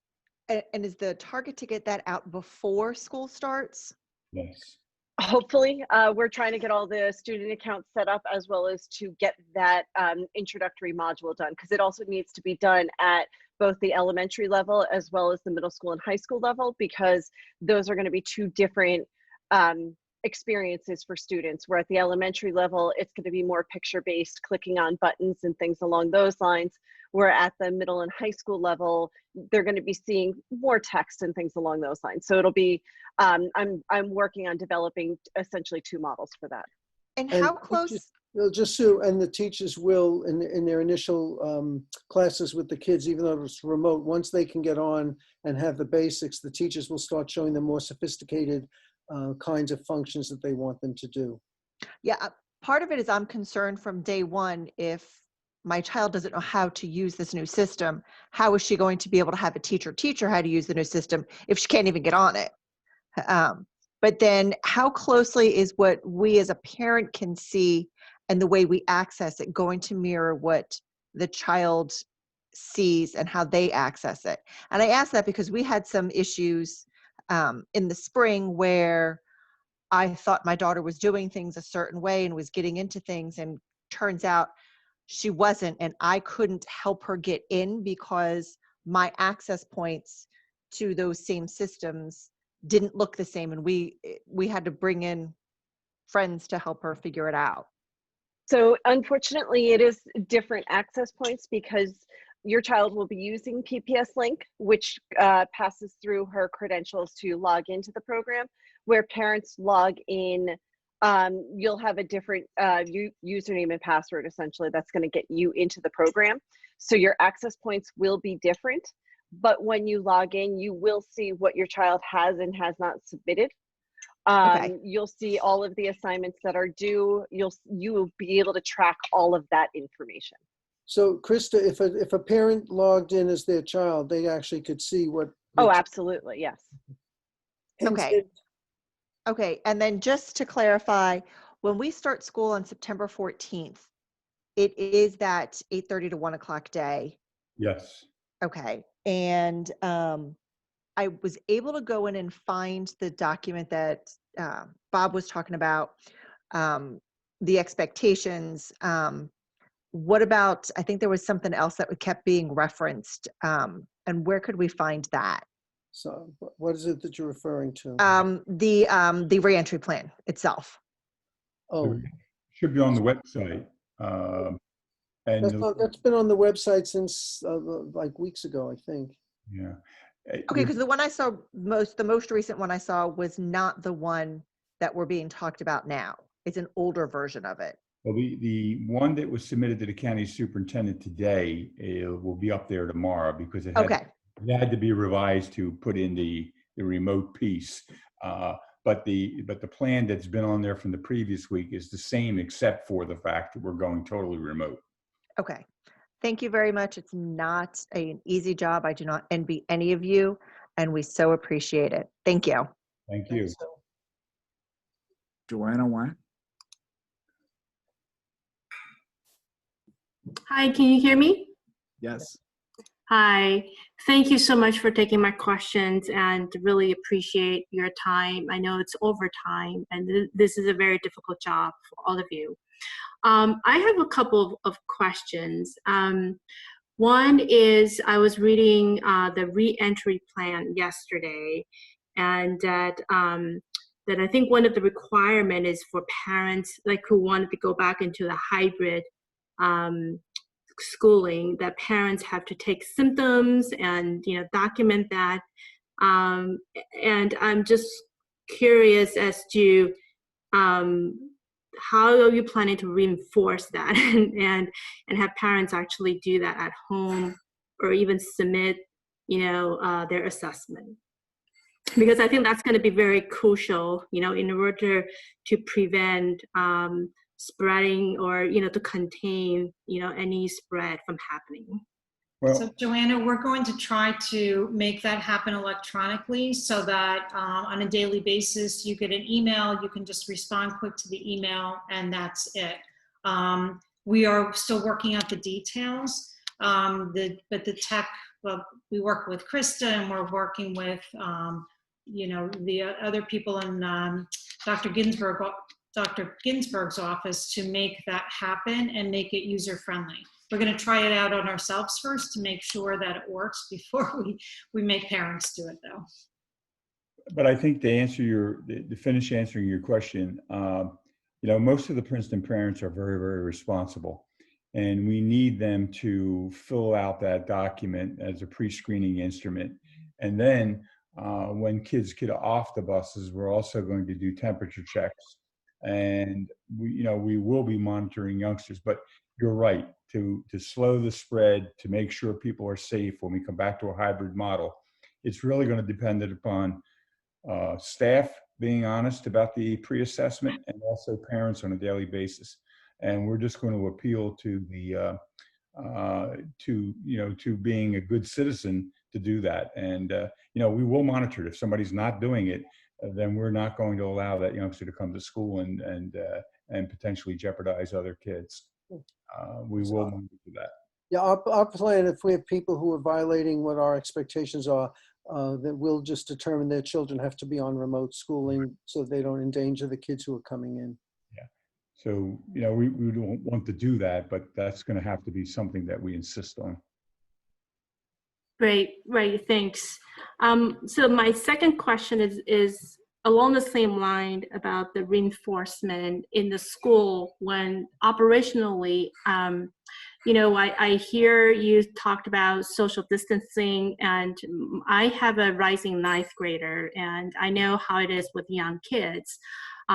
It's not that they don't want to, but sometimes they forget, following the protocol. So how are you planning to operationalize and having youngsters to follow protocols? Well, I think it'll be part of the morning routine when kids come into the building.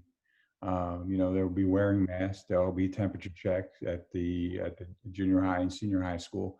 And when they go to their homerooms, teachers will reinforce what needs to be done if you want to remain a student in the hybrid model.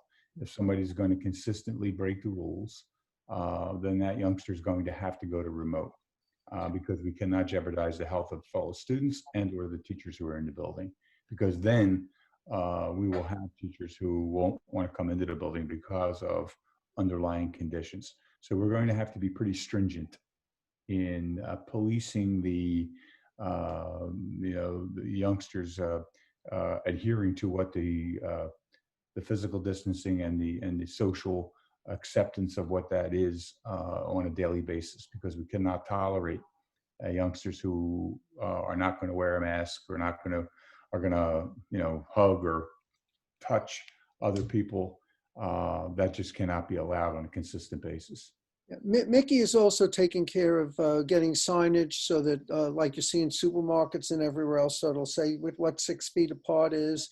We're going to have arrows, so if the kids are in the schools, hallways to the extent possible will be one-way hallways and so forth. So there's a whole bunch of protocols in place that Mickey's taking care of. In the elementary schools, I know the bathrooms are being reconfigured so that only one stall at a time can be used, so that there'll only be one child in a bathroom at a time, so that we can make sure that the kids are not getting on top of each other inadvertently. Great, and I just have one last question, and it is about the in the high school for performing arts, and maybe even for other schools. It looks like you're going to have performing arts, in the remote learning scenarios. Is that correct? So I'm referring to orchestra and choir, those type of activities. Yeah, Patrick Lanahan is the supervisor of the Fine and Performing Arts, and he's working with his folks. Obviously, things like violins are easier because you're not breathing into them. They have some examples of certain kinds of bags or something you can put over other kinds of instruments that you blow into so that it doesn't spread droplets around the air. So they're working on that because they're intent on making sure that our fine and performing arts programs go forward. Okay, so I'm referring to remotely, so they will still have orchestra remotely? Because as I know, that's quite difficult. I know that's a good question. I know they'll have lessons. How they're going to do the orchestra and that, I don't know that yet. But Patrick may. Are you in touch with Patrick at all or no? No, not yet. I'll have him get in touch with you. Okay, thank you. Marissa Fernandez.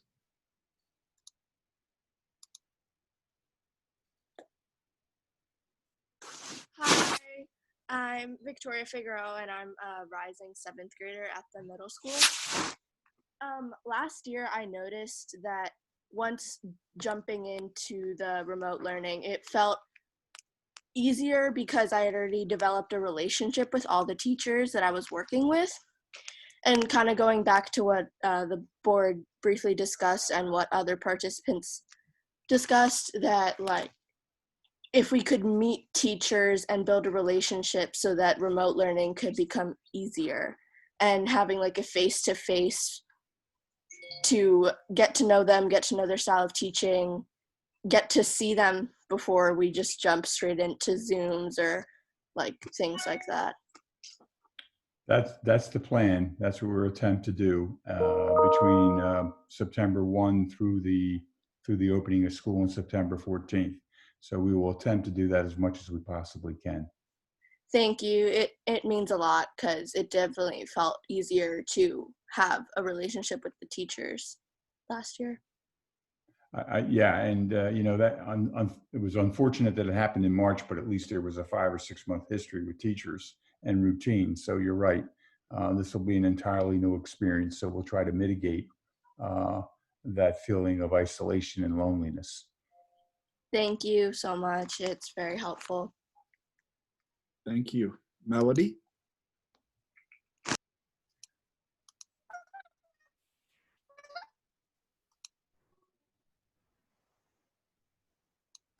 Melody?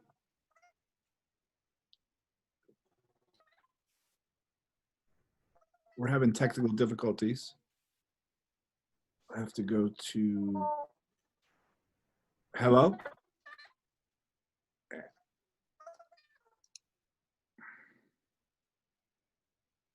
Ash.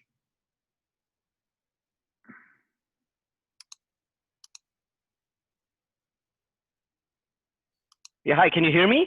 Yes, Aaron. Okay, so first of all, thank you so much for doing this. It's been what, 3.5 hours, and you guys are still at it. That's quite something. And also thank you for everything you've been doing up until now. I can only imagine how stressful and challenging it has been for all of you. So thank you so much. Boy, I mean, you know, there's so many things rattling around in my head right now based on all the questions and answers. So I'm going to try and be very brief, because I'm sure everybody would like to get out of here. But just a couple of suggestions, maybe. One is, there's questions that have come up during this question and answer session that you have promised you would get back to people on, etc. Maybe you should consider like a FAQ section out there where you're sort of able to pool all of these answers, so that then people can go to that place to look up information. The other thing I just wanted to point out is, just as an FYI, Princeton University, because this came up earlier, is actually building a lab on campus, right? And that's going to go online in October. So just saying, if that's something you want to explore with the university, you know, don't tell them I told you, but that they're doing that. And so maybe you can work something out. I mean, it's going to be saliva-based testing, and it's right there. So just think about that. You know, I have to say, with this whole situation with teachers, and I mean, completely appreciate their position and where they are, and you know why they would be scared, and I completely get that. But you know, I have to tell you, there's a part of me that's really frustrated because of kind of the situation we find ourselves in, given where New Jersey is right now. It feels like, you know, in some sense, it feels to me like there's a case to be made that teachers are essential workers, but you know, I'll leave it at that, right? But it is sort of frustrating that in spite of all of the work that's been done, you know, we find ourselves in this situation right now. So that was sort of my editorial, I guess. And then my quick question, I suppose, is, I think I'm much clearer now in terms of the distinction between synchronous versus asynchronous, etc. Although it's still a little fuzzy. But to the extent that instruction is going to be fully remote, you know, through the month of September. You just broke up. Oh. We just lost you, Ash.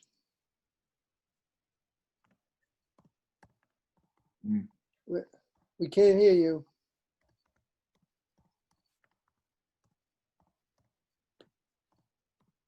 I think we lost him.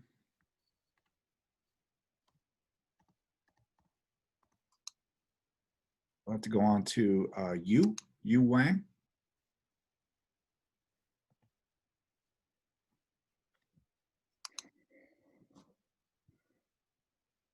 Hello. Hello.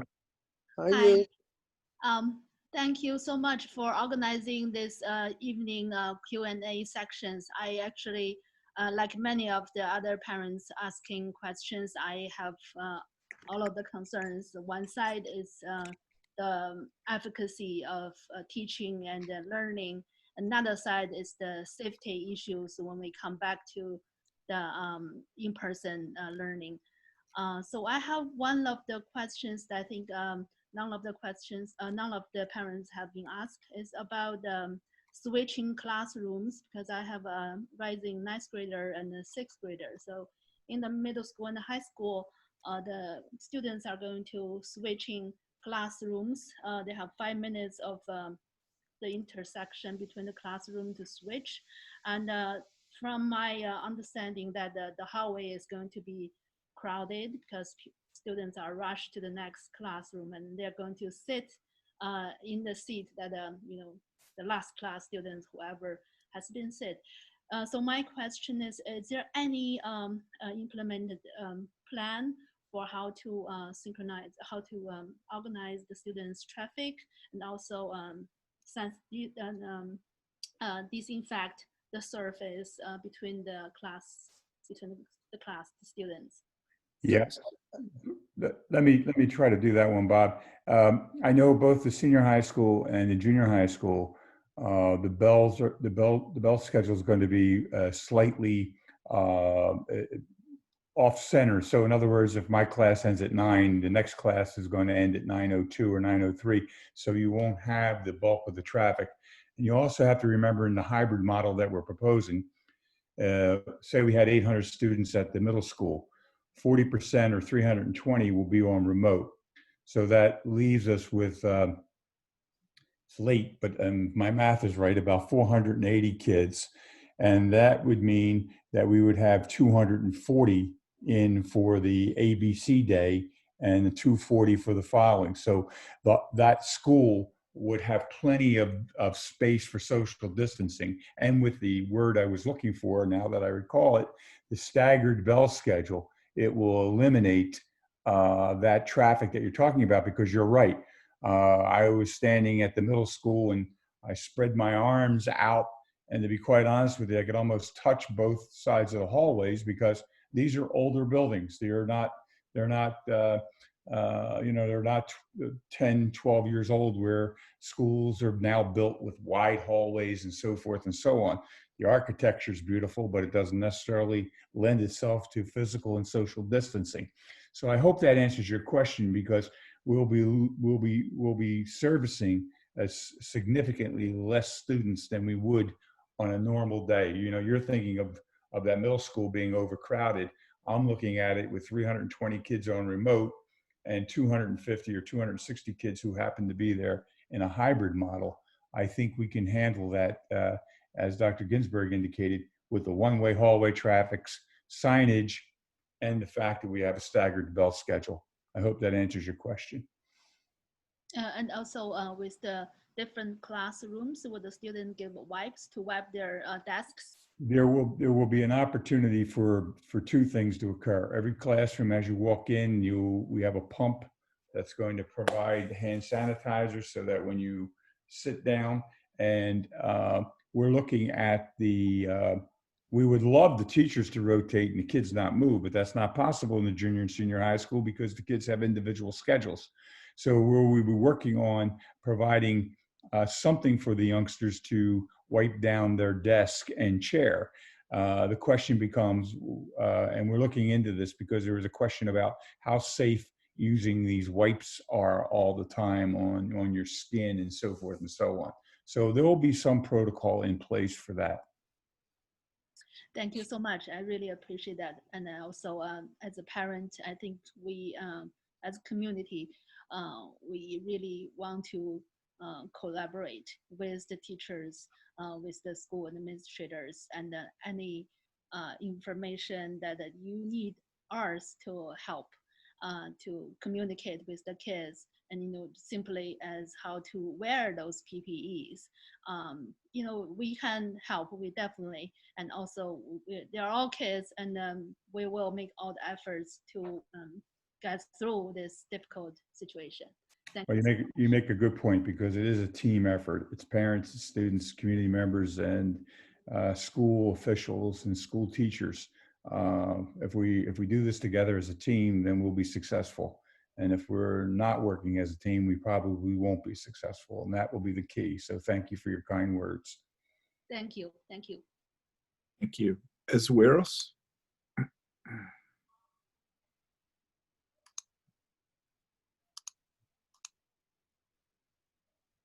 Esweros? Hello? Hello. Hi. Hi. We just had a quick question regarding IEPs in regards to a family that's chosen to go full remote. How would that be handled for a student who's having issues regarding language? Okay, Mickey? So if your child has special services like a resource program or whatever it might be, language services, speech services, they will still get those services. It'll just be provided in a remote environment. Sort of like did you have services last spring? No, he was in pre-K, so they said he doesn't qualify for speech at pre-K, but the teacher said in kindergarten they would evaluate him for speech. Okay, so if your child is eligible for speech, he will get speech services. And if he's in a total 100% remote environment, that will be, you know, like a kind of like a teletherapy session where the speech therapist will be online working with your child and working with you, kind of coaching you also. Okay, so if we do full remote, he will get the speech therapy that, Oh, in, yes, in addition absolutely. to his regular kindergarten program. Absolutely. Okay, thank you. All right, thank you. Thank you. Bye, Dr. G. Komal? Komal? The wrong thing? Komal? Hello, can you hear me? We can. Hello, hi everybody. Thanks for staying so long and answering the questions and for the cooperation in getting through this difficult situation. I have a son who will be starting in the first grade this year with Riverside, and I think one thing I want to understand a little bit better that. Should a difficult situation come by and we identify like an infected team member in the school, whether staff or student, can you please share a little bit more, like what are the contact tracing protocols in place for you to identify and notify everybody? Like if all the teachers are in the same school building, how would you be aware that who has met whom, and like how will you track all of them? So the our nurses have been doing, first of all, they've done contact tracing. If they're not done, they'll be done before the staff members return. So well before any students walk in the buildings. Some of our nurses have also done contact tracing, working with the health department in Princeton last spring when the levels were very high. So there's the Department of Health website has laid out a really nice plan, and you know we're going to be looking at their data, looking at risk levels. But every time there is a case or suspected case, we share information. So obviously on the elementary level, that's a lot easier. I don't know if you were on the call earlier, but I had said, you know, if a child takes a bus to school, it'll be anybody that they were on the bus with. Their classmates. It gets more complicated at the secondary level because kids are in multiple classes. Anyone they were in contact with will, their information will be shared with the health department, but also the family. So if it's a child, say an elementary child, you know, a teacher or a child is positive, anybody in that class, all the parents will be notified. So, you know, we're going to work with them. We're going to follow their protocol. All of our nurses are doing the Johns Hopkins 6-hour contact tracing. And then, you know, with also if we have multiple positives, part of what they're looking at is, are those, you know, those two people connected outside of school? If not, that could mean an outbreak. And so depending on all those factors, they will either isolate a class, isolate, you know, multiple classes, or possibly recommend that we shut the school down for a certain amount of time. I hope that helps. Okay. Yeah, no, that is very, very helpful. Yeah, I think as you get more of this information, if it's possible to share on the school website, like what is this protocol you intend to follow, and what information you have about prospective cases, it'll be important for parents to be aware of. Yeah. So Kamal, just so you know, we are, I'm working very closely with our nurses, with our health department, with our school physician, and we are going to be getting messaging out in multiple avenues, you know, like the website, emails, Facebook page, any way that we can get that information out, so that all families have it. Because the last thing you want is to find out that maybe there's a child in your child's class who has it and you don't know where to get the information. We want to make sure it's very user-friendly, parent-friendly to find the information. Yeah, the worst thing to happen to a pandemic is a stampede. So yeah, thanks for that. Thank you. Joshua, when? Hi, everybody, and thanks for sticking with us and bearing with our questions. My question is mostly about the high school, and it's about how exams and tests are going to be handled in a way that ensures academic integrity.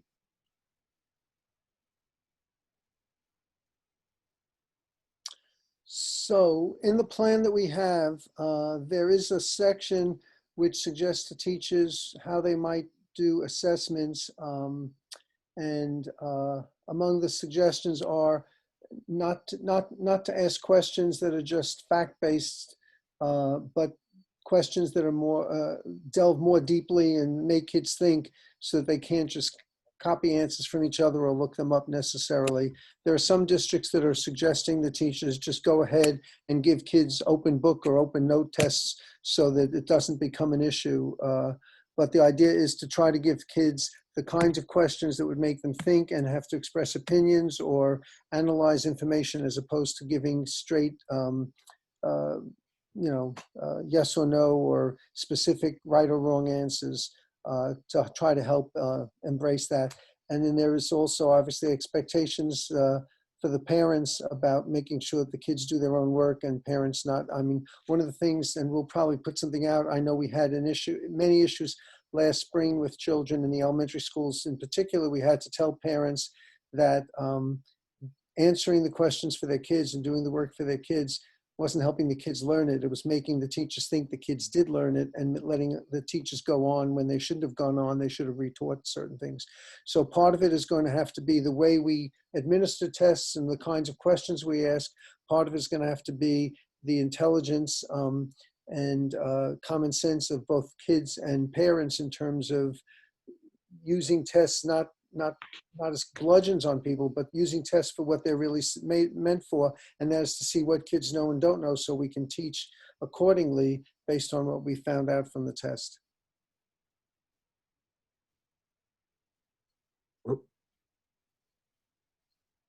Barry.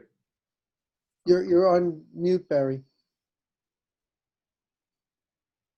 I say, being an online instructor, and the gentleman's question with regard to academic integrity. So if teachers are developing tests with a higher order thinking skills, you're going to eliminate that regurgitative type of assessment. But in addition to that,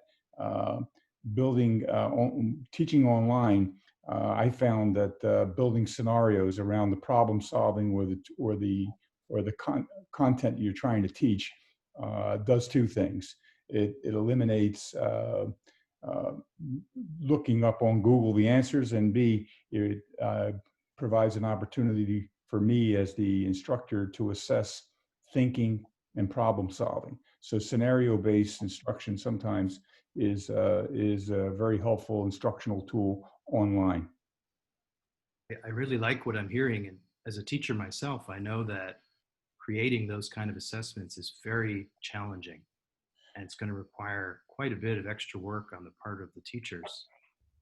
And I also know that when there's a lot of high stakes in these tests, particularly as students advance in high school, we have to be a little cautious and can't just assume that everybody's on their best behavior at home and that they're not exchanging information with their phones. Or I think it's going to be a very tricky situation.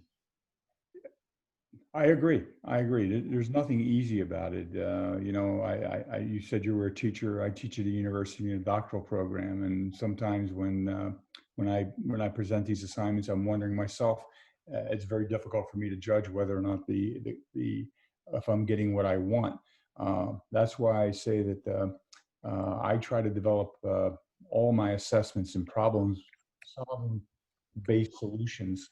And therefore, I think I'm getting the individual work and the individual thinking of the students that I serve.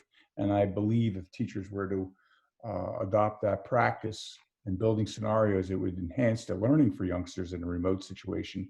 And it would also provide them an accurate assessment of what they learned. Thanks. Thank you. I think, Barry, I think that we should take email questions, there's going to be plenty of questions going forward. Okay. I do want to mention one thing to the parents who've stuck with us, and I still see 174 from a high of 650. So I give you all credit for your stamina. Uh, I do want to mention a gentleman mentioned FAQs, and we have a number of FAQs that are on our website, and they are specific to elementary, middle, and high school. And I would suggest that you take a look at that and then send the FAQs to the building principals, and they will update those FAQs with specific questions or specific answers for you on a daily basis. So I do appreciate that idea, and I'm glad that the gentleman made the comment, because I wanted to remind parents to look at the FAQs and to be sure to ask your questions, and we'll be able to respond as quickly as we possibly can.